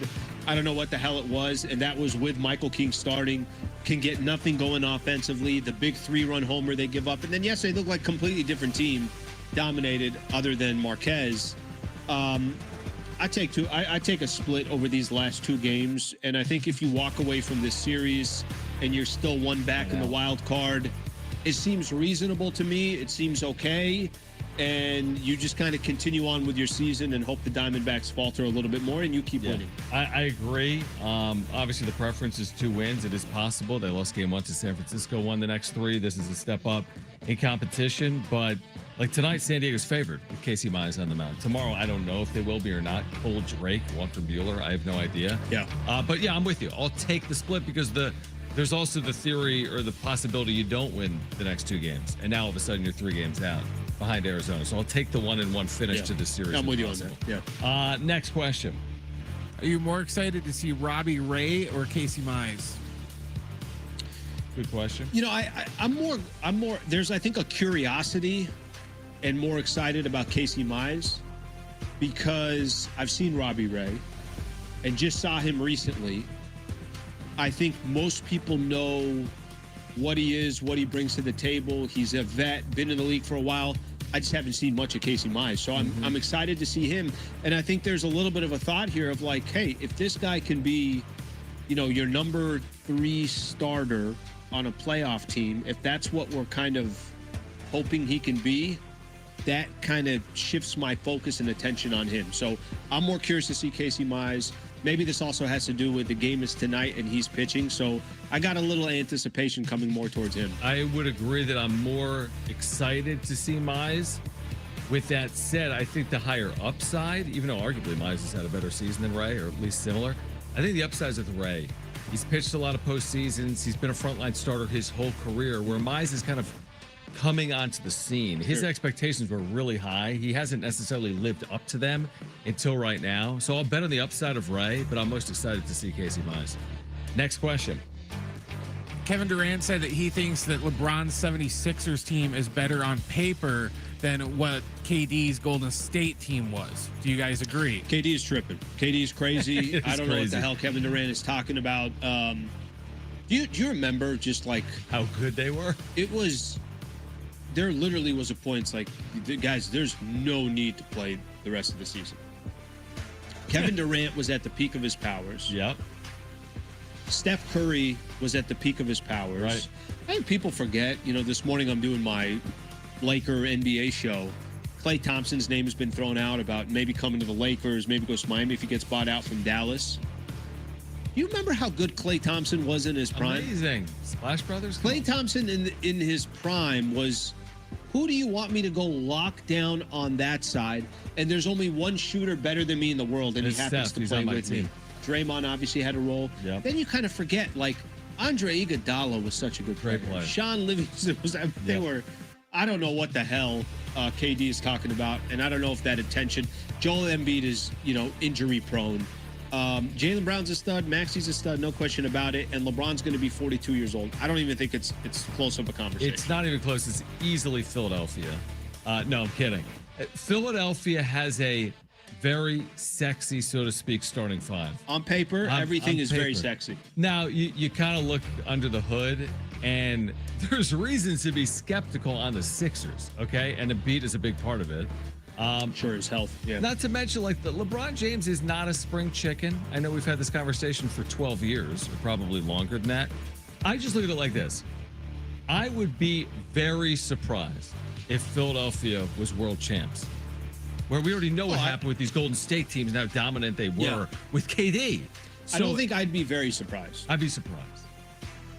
Yeah. Maybe not very. Maybe What do you think, very Brent? Stretch. I lean a little more towards KD, honestly, because he did say Wow. on paper. Well, he said on paper. He didn't say realistically. So on paper, you're not going to count Embiid's horrible injury history, and Yeah. even LeBron's. You're not going to count that. Who played center for that Golden State team? It wasn't Bogut or who was it? But that's kind of my point. Kevon If, Looney, if you maybe? just look on Something like that. paper, you can name all 5 of the 76ers starters. We know the 4 starters for Golden State, but we don't know who the 5th guy is. So I think on paper, yes, I think the 76ers have one of the most talented starting lineups ever. Is it going to translate, or are they going to be another Brooklyn team like KD's Brooklyn Oh, team and was? by the way, you don't have to go to KD. Remember that Lakers when it was Carmelo and Russell? DP? Well, I would even go even more recent, right? When they traded for Russell Westbrook.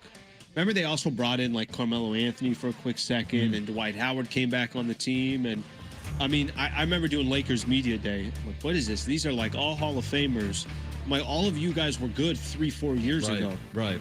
I don't listen. I think actually, I've said this. You and I talked about this. I thought LeBron's best landing spot was going to be Philadelphia, but I think there's. I mean, if it wasn't for a KD injury and a Clay injury, they're of course beating the Toronto Raptors as well. So I don't think it's that close. Well, hold on my Raptors. Those injuries didn't happen until mid-series, right? Well, KD didn't play all series. Came back in Game 5 for like half the game, and then got injured So he played. for half a game. Clay got hurt when? Game 6, Clay got Toronto was injured. fair champs. Hey, listen. If you how you win it Yeah, doesn't. I- I mean, it just like that's part of the sport. You don't have to It's be the definitely best part of team. it. You got to be the healthiest team. Next question. Does it matter that the Dodgers have lost 6 in a row? This is their second longest losing streak in like 7 years. In 7 years, yep. They're done. No, They're cooked. Sell the team. you go ahead and go wherever you want on this. Doesn't matter. It's the regular season. The days of listen, they won 114 games the year the Padres beat them in the postseason. You have to remember that. I think that's right. I don't think 114. No, 114 is yeah, wrong. maybe. That's dead wrong. But Hold on. they also Hold like on. this is the one thing that has changed. 111. They don't care anymore. The regular season doesn't matter anymore. What they do with guys like, and I'm not watching them every day, but Blake Snell, Tyler Glass, some of these guys strategically, what's the benefit of them winning 105 games? There is no Right. benefit. The benefit is to win the World Series. The benefit is be healthy for the postseason run, which I think they'll always, gear up for. And there's going to be an overreaction on the Dodgers right now, which I will say is a complete overreaction. But I will say this real quick to go back to our conversation from 30 minutes ago about hey, well, we know what's going to happen anyway. I mean, the Padres aren't good enough. The Padres were 22 games worse than the Dodgers in 2022. 22 games. Yeah. And went 5-13 against them. and beat them right. in 4 Sure. games. Sure. So it's always in my head. It's not to say that means it's going to happen again, but it has to at least be a consideration. I just say this, like, that was in 2022. Yes, it was. And a lot of these players are still on the team. Not all of them, but you know San what I'm Diego? talking about. Yeah, like on the Padres. So my point is that you could look at that one of 2 ways. You can say, hey, that's a benefit there because these guys have been in this situation before. Yeah. We'll see what happens. We got to get there. Yeah, and I think the conversation we had a little bit earlier on Preller is he's in such an extreme. And anytime you're an extreme on something, it's obviously going to raise eyebrows. Yeah, it's going to raise the conversation. And it's not like anybody in the league doesn't know that AJ Preller. I mean, every time they talk about the trade deadline, it's like a joke about AJ Preller. Of course it is. Of course he's going to make a move. Of course he's going to do this. Dealing. But that doesn't mean it's the right thing. And listen, if we're going to make the case here, and this is the truth, my entire life in San Diego, born and raised in this city, there's never been a higher time about the Padres under AJ Preller. There's never been more excitement about the Padres, and it's under AJ Preller. And don't get me wrong, 1998 was amazing, was incredible. I think they made the postseason in 96 and it was 98. Sure. Yeah. They got to a freaking World Series and ended up, when people make jokes, what is that, the 98 Yankees? Like, literally, people One use of the best that teams as of the century. Of the century. Yep. And that was an incredible, crazy time. Yeah. But the difference is, like, this run has been, it's 4 of 6 years of having playoff games. We've never had that happen.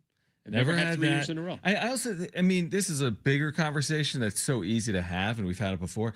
The difference between San Diego today and the San Diego of 1998 that went, head over heels, obviously, for the Padres. It led to the potential, passing of Petco Park downtown.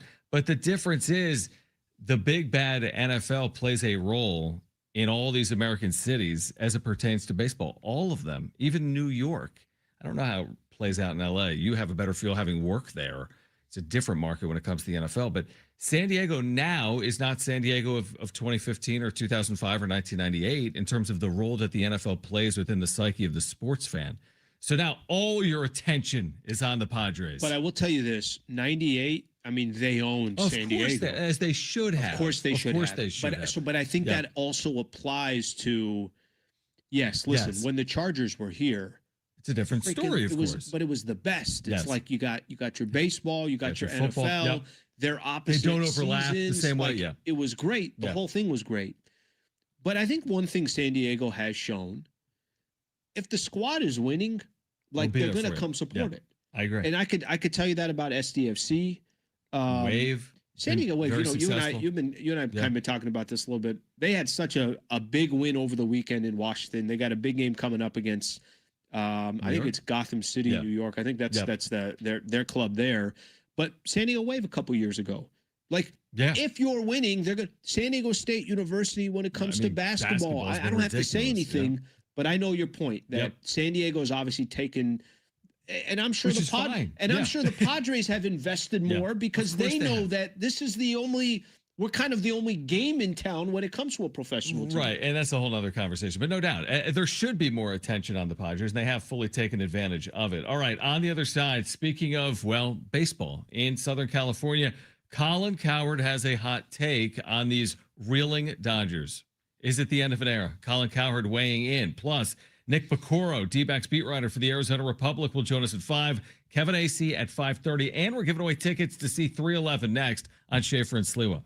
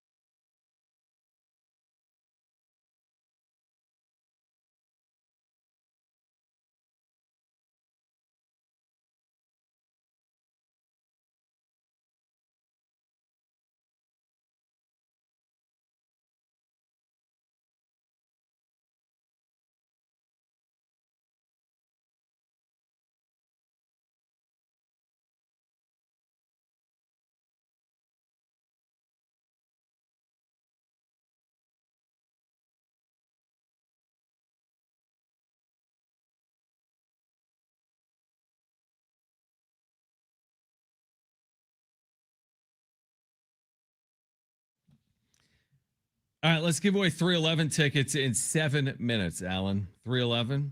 You have a favorite 311 song? Everybody, No, I don't think I do. You don't? No. Mine would be probably Beautiful 311 Disaster. in like high school, right? Like that. Yeah, were they big in were high school, going, right? Oh, Down. I think they had a famous song called Down. Okay. Anyway, we'll give We away have all 311 our tickets. rights issues. We could just play these songs. I know. One day. Kevin Acee will join us at 5:30. We'll talk with the D-backs beat writer coming up at 5 p.m. That is Nick Piecoro. He'll join us coming up from the Arizona Republic at 5 p.m. You heard at least some, if not all of this, what Colin Cowherd had to say today on San Diego Sports 760 about the state of the Dodgers. I heard some of it. It sounded like a very Colin take. It's a very Colin take. Yep. Of course, you can hear him on 769 to noon. This is 245 Why of he's it. successful. Here's what I would say. This take was before today. Yeah. And the reason I say it is he goes in on Ohtani. Ohtani hit 2 home runs here today. And the So Dodgers. Ohtani's not washed. It might be, actually. They did lose. Yeah. He might be. Okay. But the Dodgers today also lost their 6th straight. But this was Colin Cowherd earlier today on the state of the Dodgers. Well, went to the Cubs game last night. 5-1. Cubs won. Dodgers lost again. 3 days ago, the Dodgers were ruining the sport. 3 days later, apparently not. 5 straight losses, lost 7 of 9. By the way, the Braves have won 6 straight. The Red Sox have won 6 straight. 29-5 in their last 34. The Dodgers are melting down. Their best players are hurt or can't hit. Is the media ever right with their fatalistic claims? I know I'm a broken record, but God, I push back on this stuff. The sky is falling. Doomsday. Folks, the media, by and large, attracts young people who push back on power and wealth, and the Dodgers are rich and powerful. But the young media is wrong. Stop staring at the paint job. Look under the hood. The Dodgers are a mess. Ohtani's got 2 home runs since the All-Star break. Health, age, brittle, expensive. Mookie Betts, 1 for 16 during the losing streak, and I mean anemic, feeble at bats.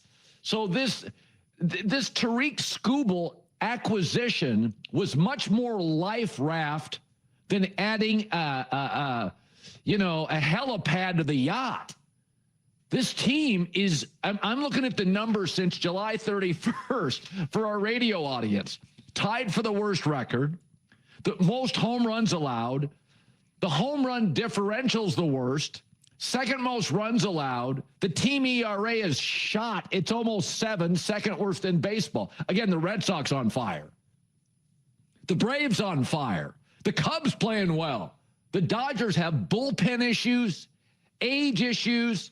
Now, I will say, all you fatalists, let's say the Dodgers had just, won 114 games and flown through the baseball playoffs like the 98 Yankees did, who lost 1 game in the entire 98 playoffs. 1 game. The Yankees in the late 90s were so good, they swept back-to-back World Series. The Dodgers are winning on the margins. Game 7, they went to rotational players and backups. All right. Your reaction, Alan, to that, Colin Cowherd? Dodgers are, I guess, susceptible right now. They're for the taking. I think it's an opportunistic take from Cowherd. So I think just, obviously there's a lot of conversation right now about the Dodgers, the trade deadline, and they happen to lose 5-6 games in a row. So I think it's opportunistic. Yes, 6. I think the funny thing to me, and I think that's not talked about enough, it has less to do with, do you win a World Series or do you not win a World Series? For me, my take has been very consistent here. I just want more of an equal playing field like I watch in other sports. I love the NBA. Absolutely love the NBA. I could tell you which front offices run well and they don't. And it's not based off of just how much money do you spend.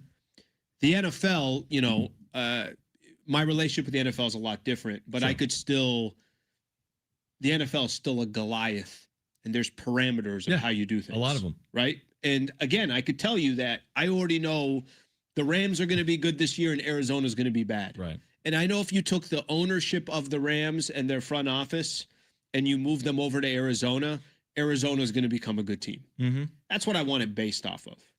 I think Collins' take, something that he's not paying any attention to is, why would the Dodgers care about? Dodgers used to do this. They used to try to win as many games as they could in the regular season.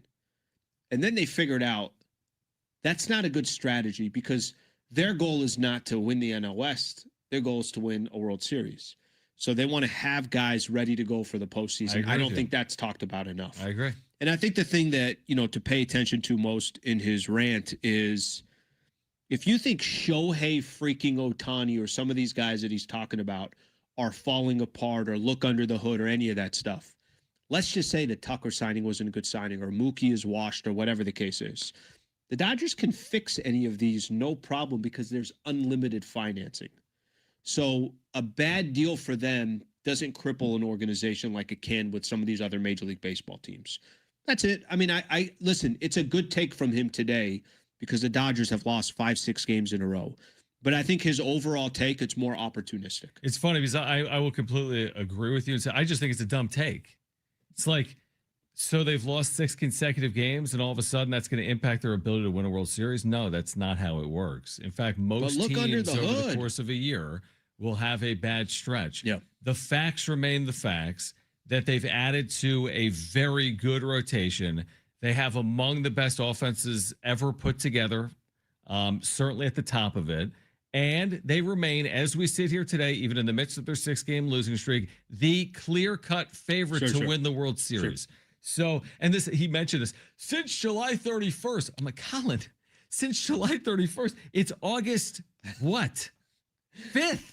Colin, baseball's played every day. You can't give me the July 31, August 5th. He gave you a Mookie stat line, 1 of 16. He's 1 of 16. Yeah, he has 700 plate appearances in a year. Brother, there's plenty of great players that will have a 1 of 16 It was an interesting, I respect him having that take that I completely disagree with. Here's what the take was. The take was, it's going to get attention. It'll get attention, yeah. And we're going to play it, and other people are going to play it. And from that, mission accomplished. He accomplished that mission. I don't do enough of that on YouTube. No, we really don't, actually. All right, Nick Piecoro, D-backs beat writer for the Arizona Republic on the Diamondbacks into the stretch run. He'll join us on the other side. Kevin Acee at 5:30. But if you want those 311 tickets, call right now. How about this, caller 3?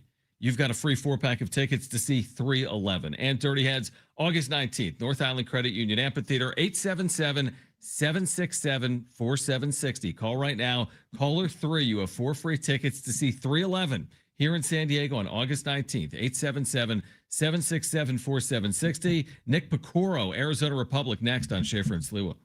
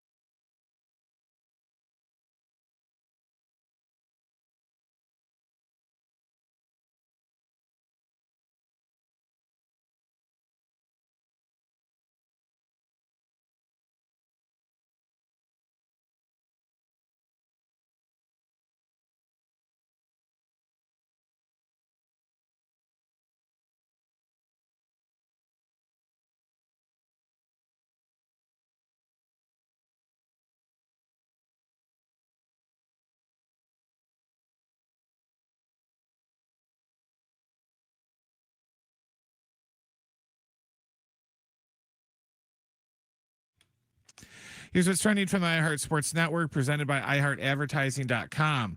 The Padres and Diamondbacks are getting set for Game 3 of their series tonight in Arizona. It's going to be Casey Mize making his debut for the Padres, and he's going to be going against Mitch Bratt. First pitch tonight is at 6:40. Other Padres notes they DFA'd German Marquez today to make room on the roster for Robbie Ray. NFL news, free agent wideout Stephon Diggs is set to sign a one-year deal worth up to $12 million with the Commanders. This will be his third team in 3 years. Run a business and not thinking about radio? Think again, because people are listening to radio more today than they did 20 years ago, and only iHeartRadio connects with more Americans than TV, digital, and even social. Learn how radio can help your business. Call 844-844-iHeart.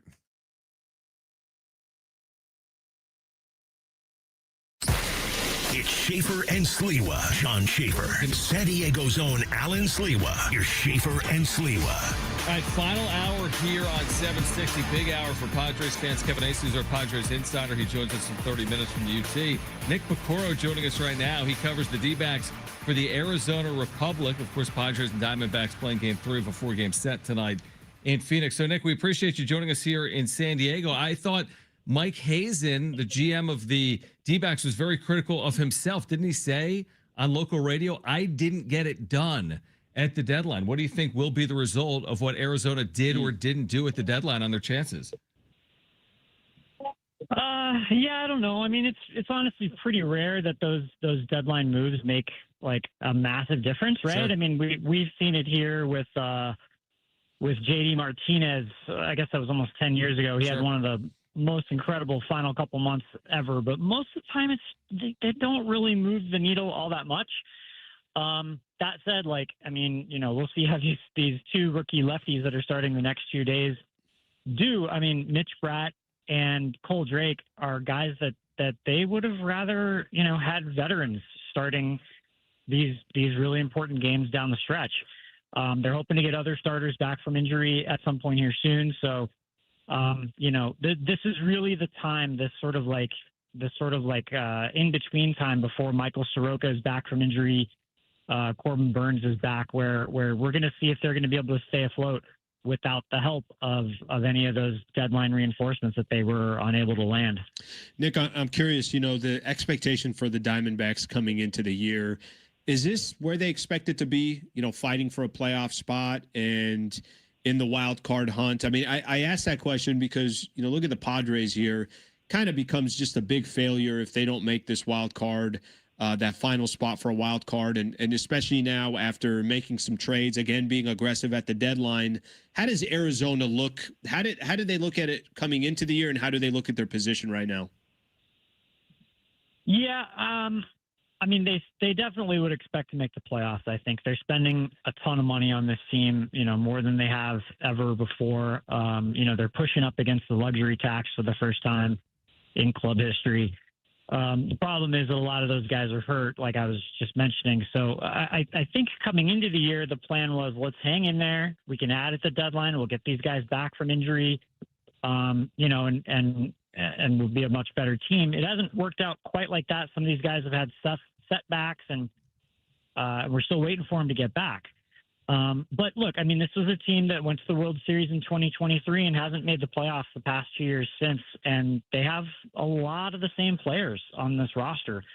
So the expectations coming in have been to compete, and you know, I don't think anybody expects them to catch the Dodgers, but win a wild card and get into October again. Nick Piecoro covers the D-backs for the Arizona Republic. So how do you see it right now? I mean, we obviously can look at the standings. Obviously, Arizona came ahead of San Diego. Philadelphia's kind of right there in the wild card conversation as well. Do you see it as like two teams for one spot at the end of the day? Like, will Philadelphia be in, and then you've got Arizona and San Diego vying to get into the postseason? You know, I think probably everybody saw it. The Phillies haven't played very well, though, lately. And, you know, it's kind of making you wonder, are they really going to be having to fight and claw to get in? I really think that Pirates team, you know, I think they're third in the league and third in the majors in runs scored. They have, you know, 4, maybe 5, like, solid, better than that, starting pitchers in their rotation. They just added a bunch of guys to their bullpen. I really like that Pirates team on paper as well. So, I mean, I don't know. We'll see how it plays out. The Phillies certainly have a ton of talent, and they have, you know, 3 really good starters in their rotation as well, and probably, you know, more talent in the bullpen too. So they ought to be there. They're just got to play better. I'm curious to get your thoughts on this, and this is such a big series for both of these teams. But as we look at, you know, tonight's game, and I know you talked about just how young some of these pitchers are. What can we expect? Mitch Bratt taking the mound tonight for the Diamondbacks. What can Padre fans expect from him specifically? Well, I mean, in the minor leagues this year, he had a great season in Reno. You know, didn't walk many guys, got a decent amount of swing and miss. Doesn't throw super hard, but managed to keep guys off balance and beat them with his fastball, even though it's, you know, around 91, 92. It hasn't worked quite that well up here in the big leagues. His command has been spottier, I think. He's, you know, had 4 walks, 5 walks in some of these outings. So I don't know. We'll see. I mean, he's going to need to be in the strike zone a lot more probably than he has been to have success. Drake is a guy who, you know, also has his stuff hasn't been that impressive either. You know, when they acquired him last year from Texas, they got him in the Merrill Kelly trade. He was the guy that was more in the mid 90s, but his stuff has fallen off this year. He had a ERA, I think it started with a 6 in Reno before he came up here. He's been competitive. I give him credit, and he's missed some bats, but I think he's only thrown 4 innings each of the last couple times out. So I think these are guys that are hittable if you're the other team. That's kind of how you're probably coming into this game thinking. Season, and then the acquisitions they just made, Robbie Ray and Casey Mize. Well, I mean, I guess I sort of expected them to sell, you know, probably a couple weeks ago. The decision obviously got a little bit harder with them playing better. I think it really just comes down to this lineup of theirs. And, you know, Jackson Merrill swung the bat a lot better. A lot of these guys have started to get going a little bit offensively. That's kind of what it seems like the issue is to me. You know, if all those guys were having the sort of seasons we would have expected, you know, I would think that it would have been no question that they add, and they probably would be in far better position than they are. But, you know, kudos to AJ Preller for going out and adding a couple of arms to his rotation. I saw that there was a critical question of Alex Anthopoulos by one of the Braves writers, the Braves GM, you know, saying, hey, how is it that the Padres have this kind of a farm system, you know, and you guys have such a good farm system, and they go out and add 2 starters better than what you added. So, look, give AJ a lot of credit. He's always aggressive. He knows how to get deals done. And he's made this rotation a lot more, at least, I don't know, just a lot more competitive, I think, than it was 48 hours ago. Nick, what do you think? I mean, it's maybe for us, we get blinded sometimes because we're talking about on a day-to-day basis, and we're talking about AJ Preller. What is the sentiment you think around baseball, or maybe your sentiment personally about AJ Preller? He certainly swings for the fences, not always obviously going to hit. The way he uses his farm system very differently than the way other people use the farm system. Just your thoughts on how he approaches biz for the Padres. Yeah, well, I mean, he decided this time around, you know, he's not trading away from the very top end of the system, right? He held on to Ethan Salas. You know, last year he moved DeVries, and I think it's just probably a realistic look of like where they are now versus where they were then. You know, I think he's just a fearless general manager, and I think you have to give him a lot of credit for having been able to keep this window open as long as it has been. You know, I think when they got Soto all those years ago, it was kind of assumed like, okay, well, this is going to be the time. They're going to have to do it now or never. And here we look up several years later, and they're still competing for playoffs and still drawing huge crowds to San Diego. And that's kind of where what I always come back to is just that it's kind of, you know, been right there at the forefront of changing the vibes around that team in that city and turning them into a really big deal in San Diego. How does Arizona / Phoenix embrace the current day Diamondbacks? To your point, 2023 World Series. They're not playing exactly in the same ballpark as Petco Park, for example. But like, what has the turnout been like since 2023? Because it seems like even in 2024, some of those games, it wasn't like the place was exactly entirely Even last night, filled. I mean, I thought it was kind of light. I mean, you know better than we do, but just on TV, I mean, it's about. a team competing for a playoff spot, but it doesn't feel as if Phoenix has fully embraced what's going on. Yeah, I think that's fair. And I mean, look, I'm from out here. Yeah. I remember what it was like those first few years when the organization got started and how much excitement there was. And I think the thing is, like, you got to look at it and realize the Diamondbacks haven't made the playoffs in back-to-back years since the early days of the franchise. Right. They made it in 07. They made it in 11. They made it in 2017. They went to the World Series in 23. And they can never seem to follow it up with something to keep people excited and kind of keep that momentum rolling. I do think that they're still kind of riding it a little bit of that high from what the 23 team did. I don't think it's dipped as precipitously as it did after some of the other, playoff teams followed by misses. But like, I really think they've just really missed out on an opportunity to capitalize and build something really special here by missing the playoffs, especially in 2024. They lost via the tiebreaker, had the same record as the Braves and the Mets, and just were one game out. I think it would have been a big thing here in Phoenix. Nick, final one for me, just, out of curiosity on this one. We always ask, and especially when you're talking to different markets, people representing different teams, how do you look at, this upcoming labor negotiation and potential work stoppage in baseball? What would you like to see? If you could make a change or two in Major League Baseball, what are you hoping for? And I know each market is a little bit different, but I'm curious your perspective being from Arizona. Well, I mean, I don't know. I don't have any like really great thoughts on that other than to say, like, of course it would be nice to see a little bit more of a level playing field when it comes to, the financial, whatever every team is able to spend. Is it worth lighting the sport on fire and, canceling seasons to get that done, or even canceling games? I think even canceling games for most fans, the average fan, would just be a disaster. I just don't think people are going to be forgiving of that sort of thing. I think they're going to see it as millionaires versus billionaires, and F those guys. And, I've had enough. I can get my entertainment somewhere else. So I don't know. I guess, like, I'd love to see things change, but I just don't think that, like, burning everything to the ground is maybe the thing to. Seems like the sport remains pretty healthy. It seems like the sport is pretty popular. People talk about it. I don't, it's not to the level of the NFL, but that's just my take. I could be way off, and maybe I live in my own little baseball bubble. But that's how I see it. Nick Piecoro, Diamondbacks and Padres coming up tonight. He covers the D-backs as a beat writer for the Arizona Republic. Nick, we appreciate you taking time for us in San Diego, man. Thank you. Yep, no problem. All right, thanks for having me. All right, there's Nick Piecoro. That's a good perspective. Yeah, very good perspective.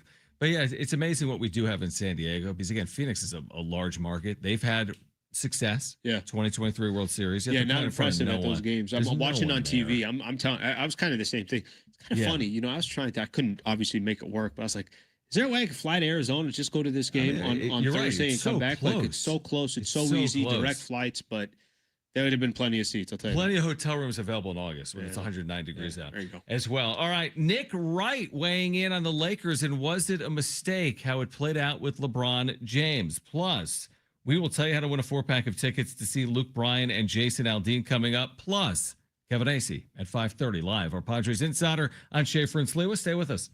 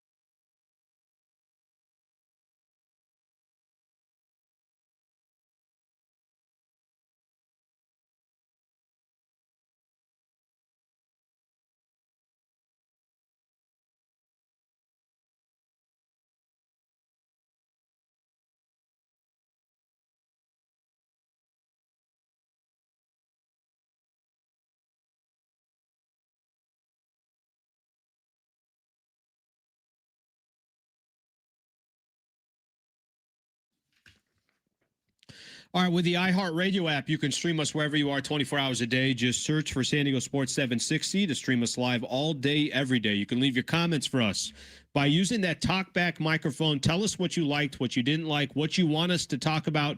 Make us a preset so we could pop up each time when you open up that app, San Diego Sports 760, always live on the iHeartRadio app.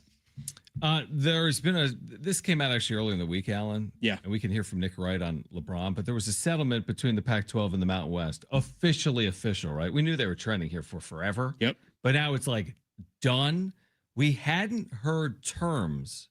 We still don't have the exact specificity on terms, but Mark Ziegler of the UT, who joins the show all the time on this station, has published a piece saying that the Pac-12 is paying less than 50 cents on the dollar in the settlement. He writes, in all, the total settlement for both exit and poaching fees is believed to be just north of $70 million or less than 50 cents on the dollar. He then writes, one source put it closer to 47 cents on the dollar. Yeah, it looks like so. SCSU, Boise State, Colorado State, Fresno State, and Utah State are each on the hook For just under 10 million in exit fees, less than half the estimated 20 million due under Mountain West bylaws for leaving with 1 year's notice. And consider this. So the Mountain West for 2 years, Alan, didn't distribute the annual payment to these schools that are leaving. So each year on like July 1st, San Diego State, I'm making it up, gets a check for $6 million. They didn't get it 2 years ago. They didn't get it this past year. So that's 12 million. Roughly, rough math. Mark writes about this. Because of that rough math, the Mountain West now owes these schools. Because they've taken away 2 years of distributions of roughly 12 million, but San Diego State only owes the league 10 million. So now, in theory, or the way this plays out, I guess, is the Mountain West will actually have to then write a check to San Diego State, Boise State, and others for $2 million. So consider that kind of an interesting way this is all played out here. The Mountain West will be writing the check at the end of the day, although San Diego State, again, has had distributions. Yeah. So anyway, interesting story. Yeah, no, it is interesting because it let this officially come to an end. Which it is. And I think the fact that, we're getting ready and we're ramping up for the Pac-12 and you're going to start watching. We had media day for San Diego State football and all those logos now say Pac-12. I saw something yesterday. There was an article in the UT about they're looking for a sponsor patch, right? Yes, I read that article. And you got the Pac-12 and I think it's Nike that's on there as well.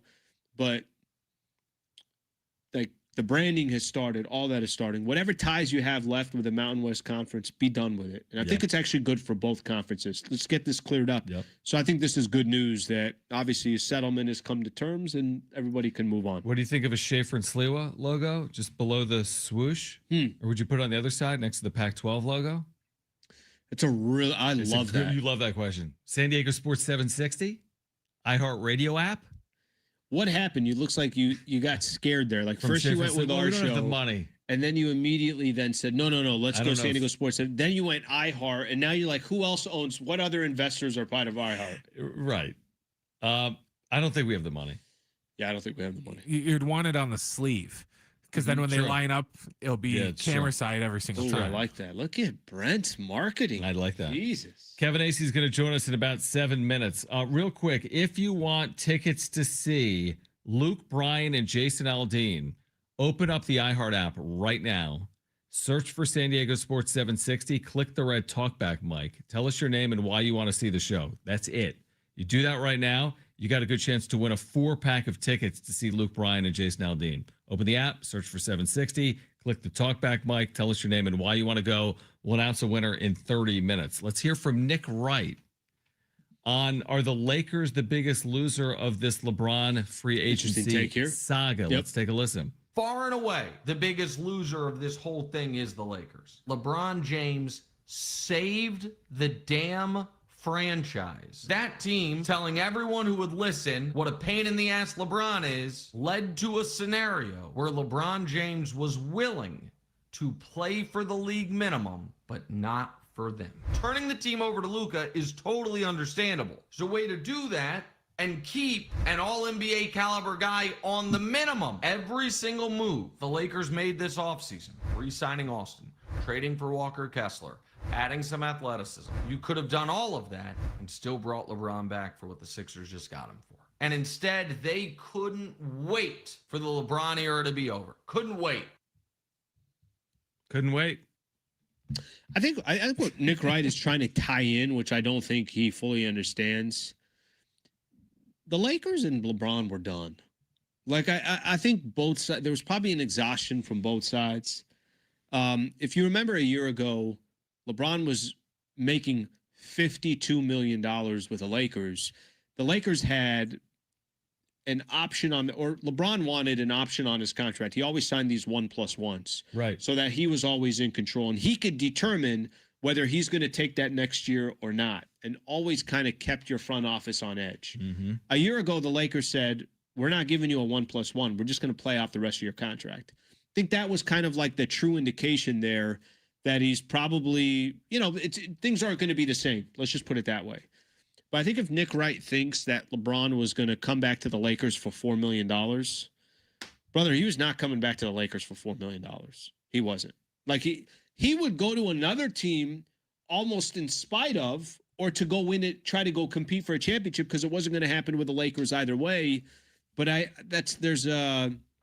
don't think his take properly assesses the situation in LA with LeBron and the Lakers. And LeBron, again, if he's going to go give a discount somewhere else, I don't think he'd have gave a discount I think he'd have taken 25, 30, something like that. He was never going to play the Lakers for a vet minimum. And here's the other thing. Sometimes it's just time. Like, you were there 8 years, long run. You said this like 3 months ago. You're like, are they still doing this? It's Luka's time. And we'll see if it works out. You know, I mean, we don't know. Sure. I mean, maybe it does, maybe it doesn't. Maybe they would be better off for 1 year with LeBron. It's time. You turn pages in sports. It's well past time. Do you for the agree Lakers and that LeBron. like sometimes there's players out there, they'll take a discount one place, but they won't take a discount of where they were. Yeah, it's a good point. Yeah. I mean, well, it just played out right in front of our eyes with LeBron. Kevin Acee from Arizona, as Casey Mize is an hour away from his Padres debut. The latest on Nick Pivetta, Joe Musgrove, Casey Mize, and more with Kevin Acee joining us live next. Schaefer and Sliwa, San Diego Sports 760, live on the iHeartRadio app.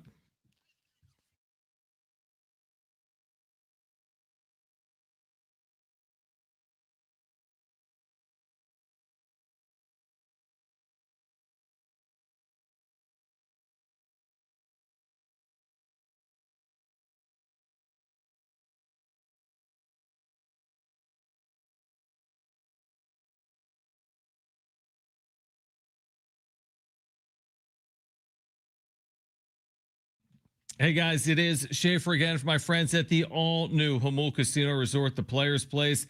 They are a great spot to get to this summer. It really is. Hotel and Spa Jamul Casino Resort, of course, now open, where you can experience elevated luxury. They've got the refined hotel stay, rooftop relaxation, indulgent spa treatments, all the excitement of Jamul Casino Resort seamlessly brought together in one unforgettable destination. And now you can take your stay to the next level. They've got those exclusive hotel packages for you, crafted for the ultimate escape. And while you're there, make sure to check out the Starlight Pool. Next level chill. You can soak up the sun, soak in the views at San Diego's ultimate rooftop pool. Day passes start at just $40. So grab your friends, relax, and make it a pool day to remember. At Jamul, you'll love their food options like Jamul 23 with their lobster buffet every day. You can enjoy all-you-can-eat lobster every day, plus dozens of other delicious stations. Start your morning with their new signature breakfast buffet. That's Monday through Friday, 8 to 10:30 a.m. Made to order omelets, fresh fruit, and sweet and savory favorites at the all-new Jamul Casino Resort, the Players Place.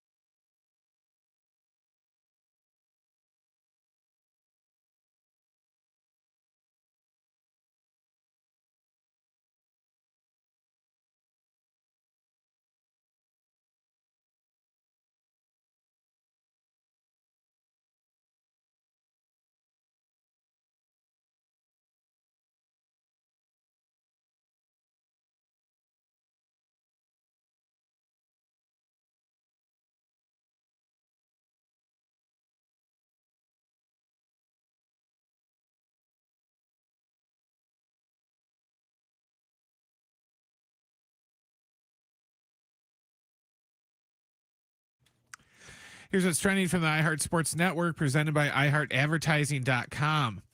The Padres and Diamondbacks are getting set for Game 3 of their series in Arizona. It's going to be Casey Mize making his Padres debut, and it's going against Mitch Bratt. First pitch is at 6:40. In other Padres news, they DFA'd Herman Marquez today to make room on the roster for Robbie Ray. One NFL note, free agent wideout Stephon Diggs is set to sign a one-year deal worth up to $12 million with the Washington Commanders. This will be Diggs' third team in the last 3 seasons. Run a business and not thinking about radio? Think again, because people are listening to radio more today than they did 20 years ago. And only iHeartRadio connects with more Americans than TV, digital, and even social. Learn how radio can help your business. Call 844-844-iHeart.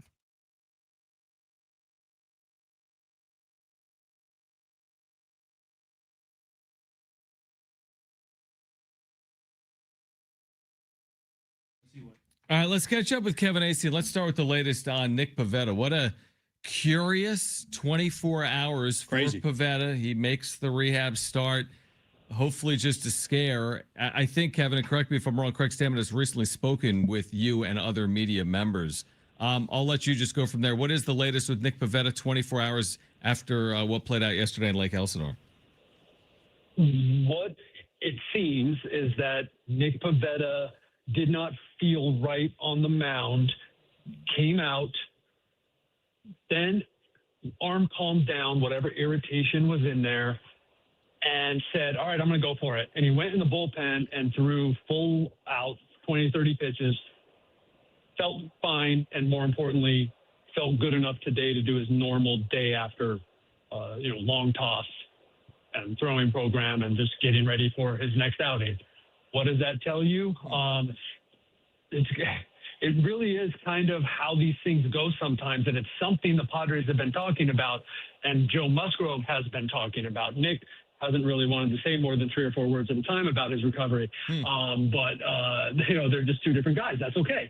But it's one of the hardest things to do, and I've seen this over the years. And if anybody's ever had a serious injury, and try to understand, you're not coming back to try to pitch in a major league game, but you understand, like, testing it. It's scary, man. And it's no different for these guys. And it's pushing through. And then maybe scar tissue breaks up and all this. He didn't have a surgery, but different things that you haven't tried to do. And you're at a different level of exertion. And it for lack of a better term, it scares you, or it's unsettling. And, look, there's a reality that at some point here, Nick Pivetta is going to be done. Like it could be this year, could be next year, could be, remember Joe Musgrove just went till his arm went out. Yep. So he decided yesterday, and now I'm speaking for him and, shouldn't do that. But this is my understanding. Hey, I'm just going to go in under here in the batting cage. They have a mountain batting cage in Lake Elsinore. I'm just going in there. I'm going to test it out. It feels better. I'm going to see. What's the harm? And he went in and he found out, oh my gosh, it's okay. This could have been the best thing to happen for the Padres and Nick Pivetta yesterday. That's just a wild 24 hours. And I think Kevin explaining it that way too, just kind of adding more context to it. I think I'm more confused than I've ever been, but it's not, again, this is on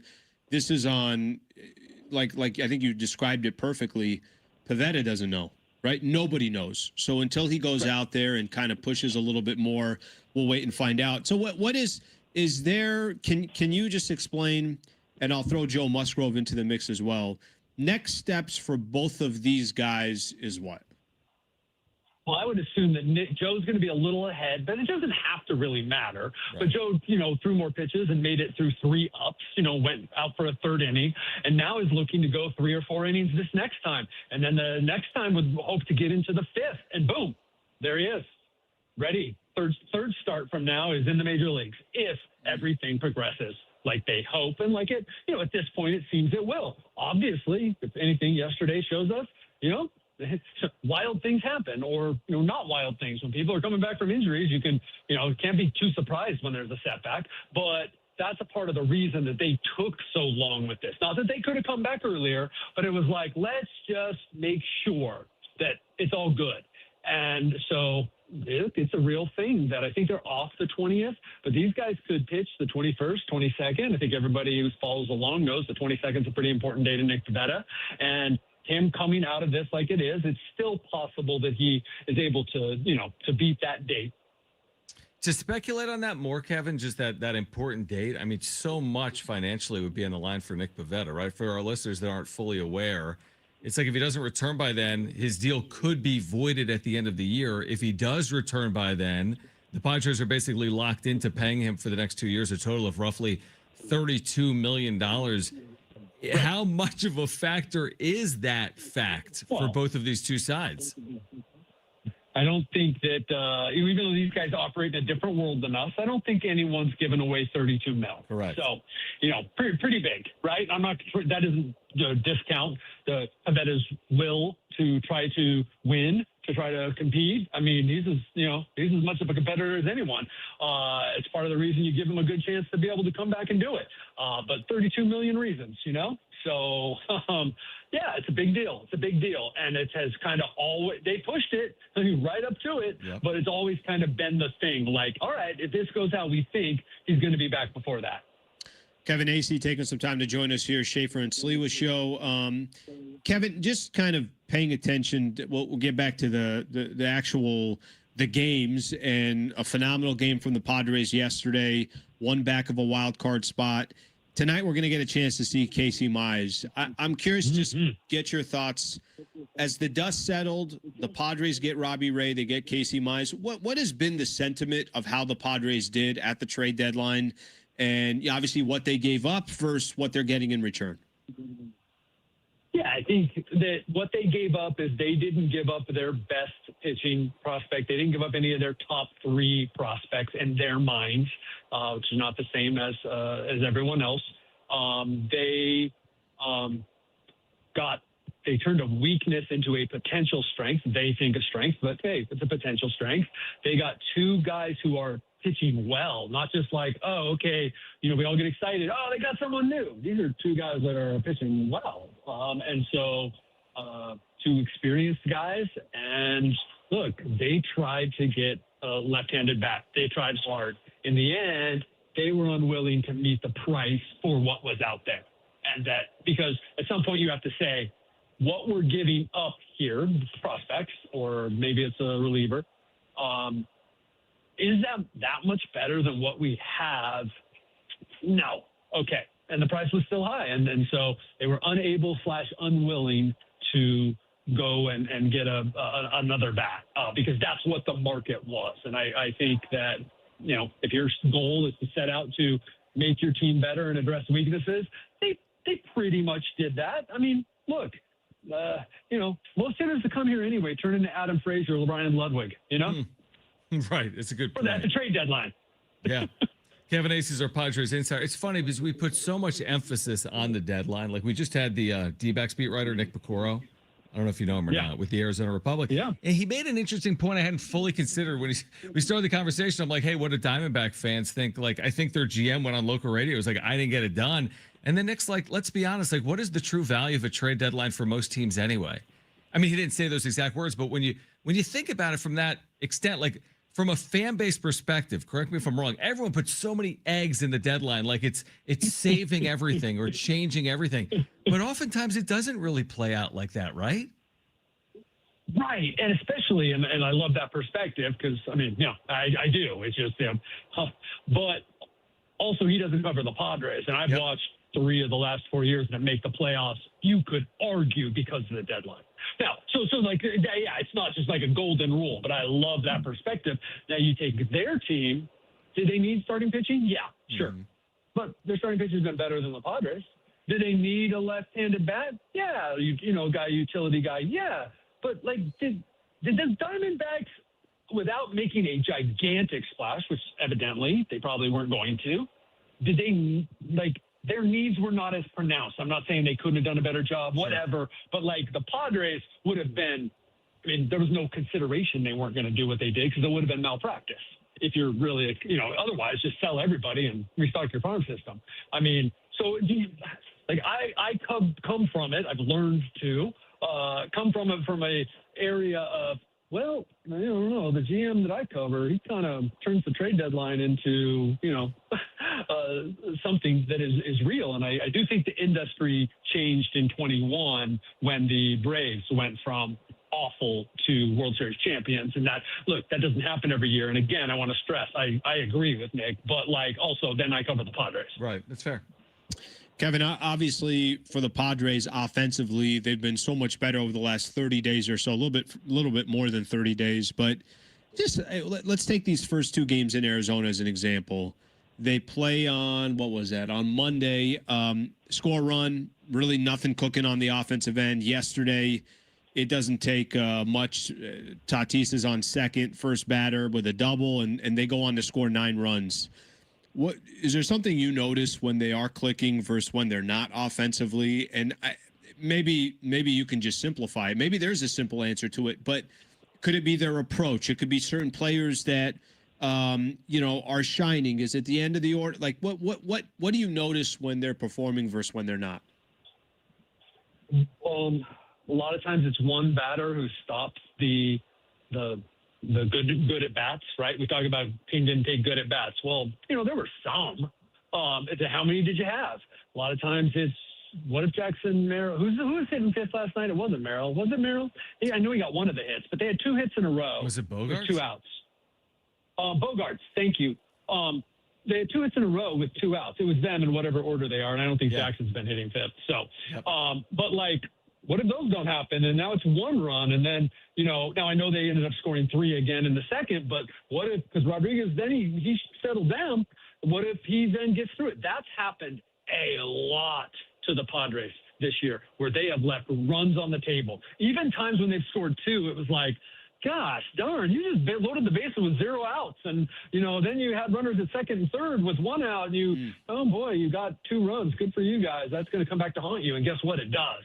Now, I'm not saying scoring runs is easy, but you know what I'm saying? Time after time, they didn't have innings like they had last night, and then those bleed into the rest of the game, or the excellent starting pitcher recovers, and Rodriguez has been really good. There's something about Fott's mix. There's something about Fott, and no one that I've talked to can really explain what this guy is getting away with now, but it's like he's got a spell over the Padres. Let's not forget that I think it's been 8 starts now since he came back from the minor leagues and got back in the rotation. He's been pretty good, but he shut out the Padres, 1 unearned run in 11-something innings. So, he's pitching well, and no one can really explain, exactly why he has the Padres mesmerized these last couple starts. But again, on the whole, the Padres offense, to Alan's point, really has played well. And again, you're not going to hit every game, but if you're hitting 5 out of every 6 or whatever they've done recently, it's encouraging. Kevin, appreciate you taking time for us. We'll catch up with you when you're back in San Diego on Friday. Right on. See ya. All right.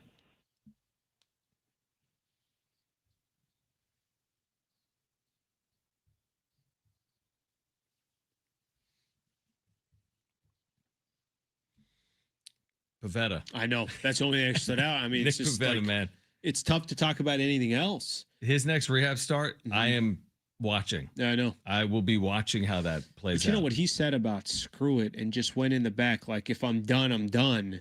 And then said that might have been the best thing that happened to him, that it took him to that next, hey, if this is it, then it's it. It was maybe that block that he had of getting past that fear or let me just go for anxiety of well, what if, and he's like, F it. See what it means on the other side. That's a crazy freaking story. It is. It's even crazier if he impacts this team somehow. Because from that moment where I was like, you're done. You're walking off a mound in a rehab start. That means you're done. From that moment, if he makes anything of this, that's going to be incredible. If that plays out. That plays out. That was a strike, by the way. On that I thought it was a strike as well. All right. If you want that 4-pack of tickets to see Luke Bryan and Jason Aldean, hit us up on the Talkback mic right now. Open the free iHeartRadio app. Search for San Diego Sports 760. Click the Talkback mic. Tell us your name and why you want to go. We'll announce a winner coming up in the next 10 minutes as we're here until 6 p.m. on Schaefer and Sliwa. Getting you ready for Padres and DBacks on San Diego Sports 760. We're live on the iHeartRadio app.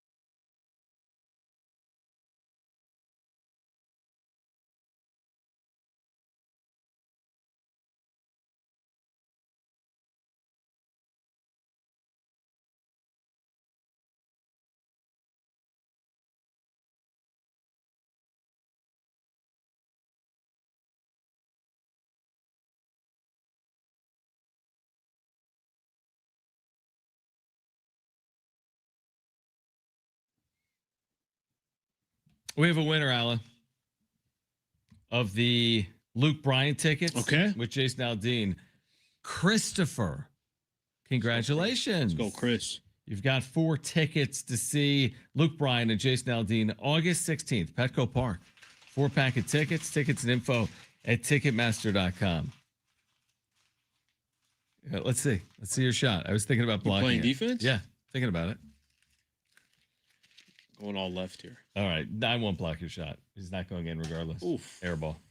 That wasn't terrible. 2 for 3 on the left today. Is that what you are? 2 for 3 on the left. It's pretty good.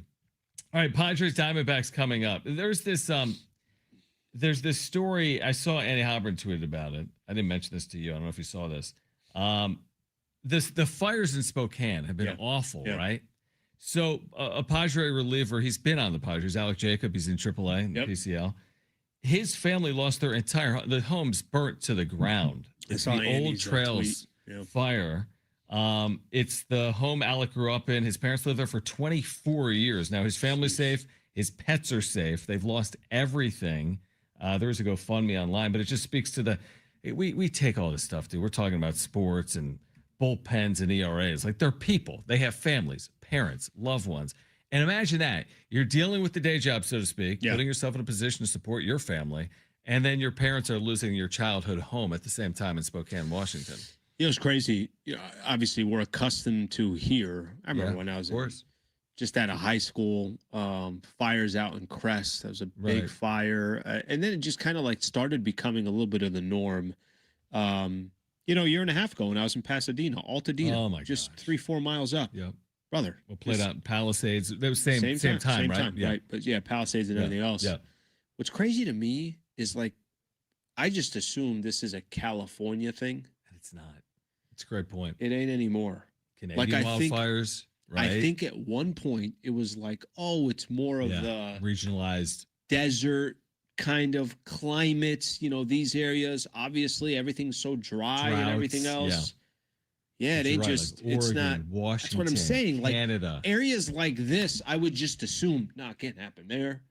Yeah, it's a good point. They just their climate is different. It's a really good point. No. Well, I'll give you an example. I went within the last month back to Philadelphia to see my mom, right?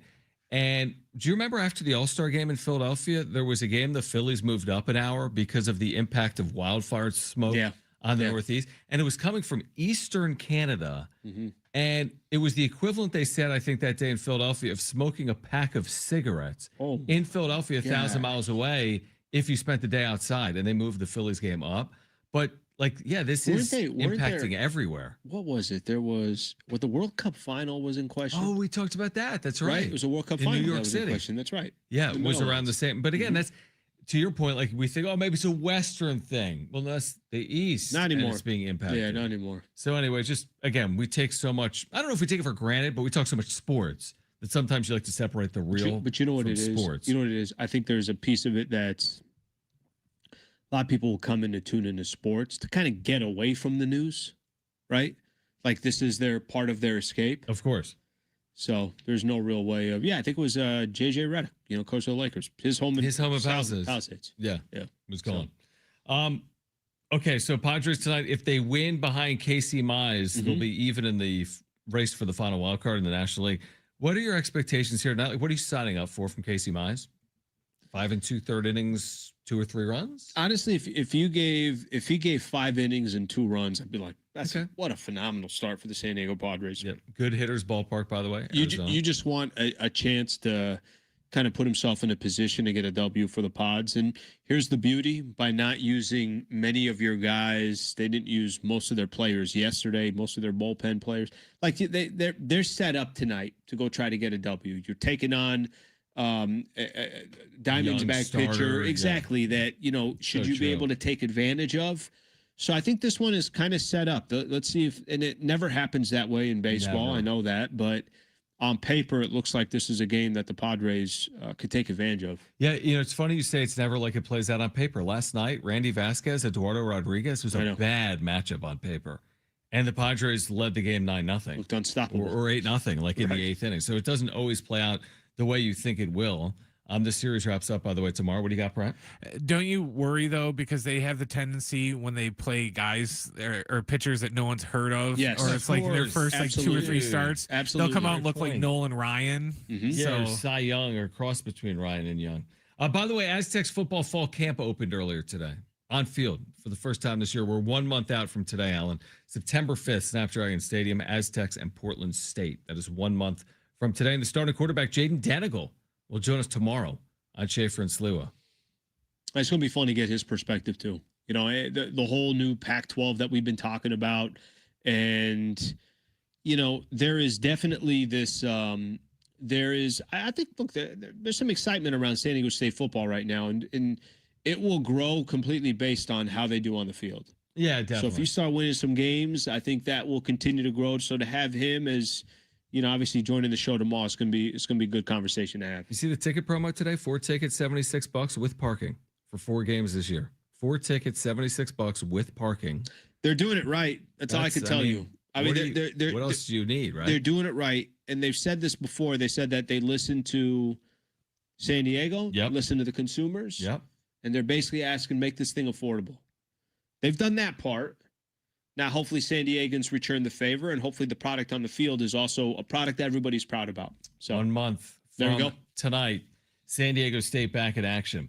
Great stuff today. Jaden Danigal, Aztec quarterback tomorrow. Much more reaction to the Padres tomorrow as well.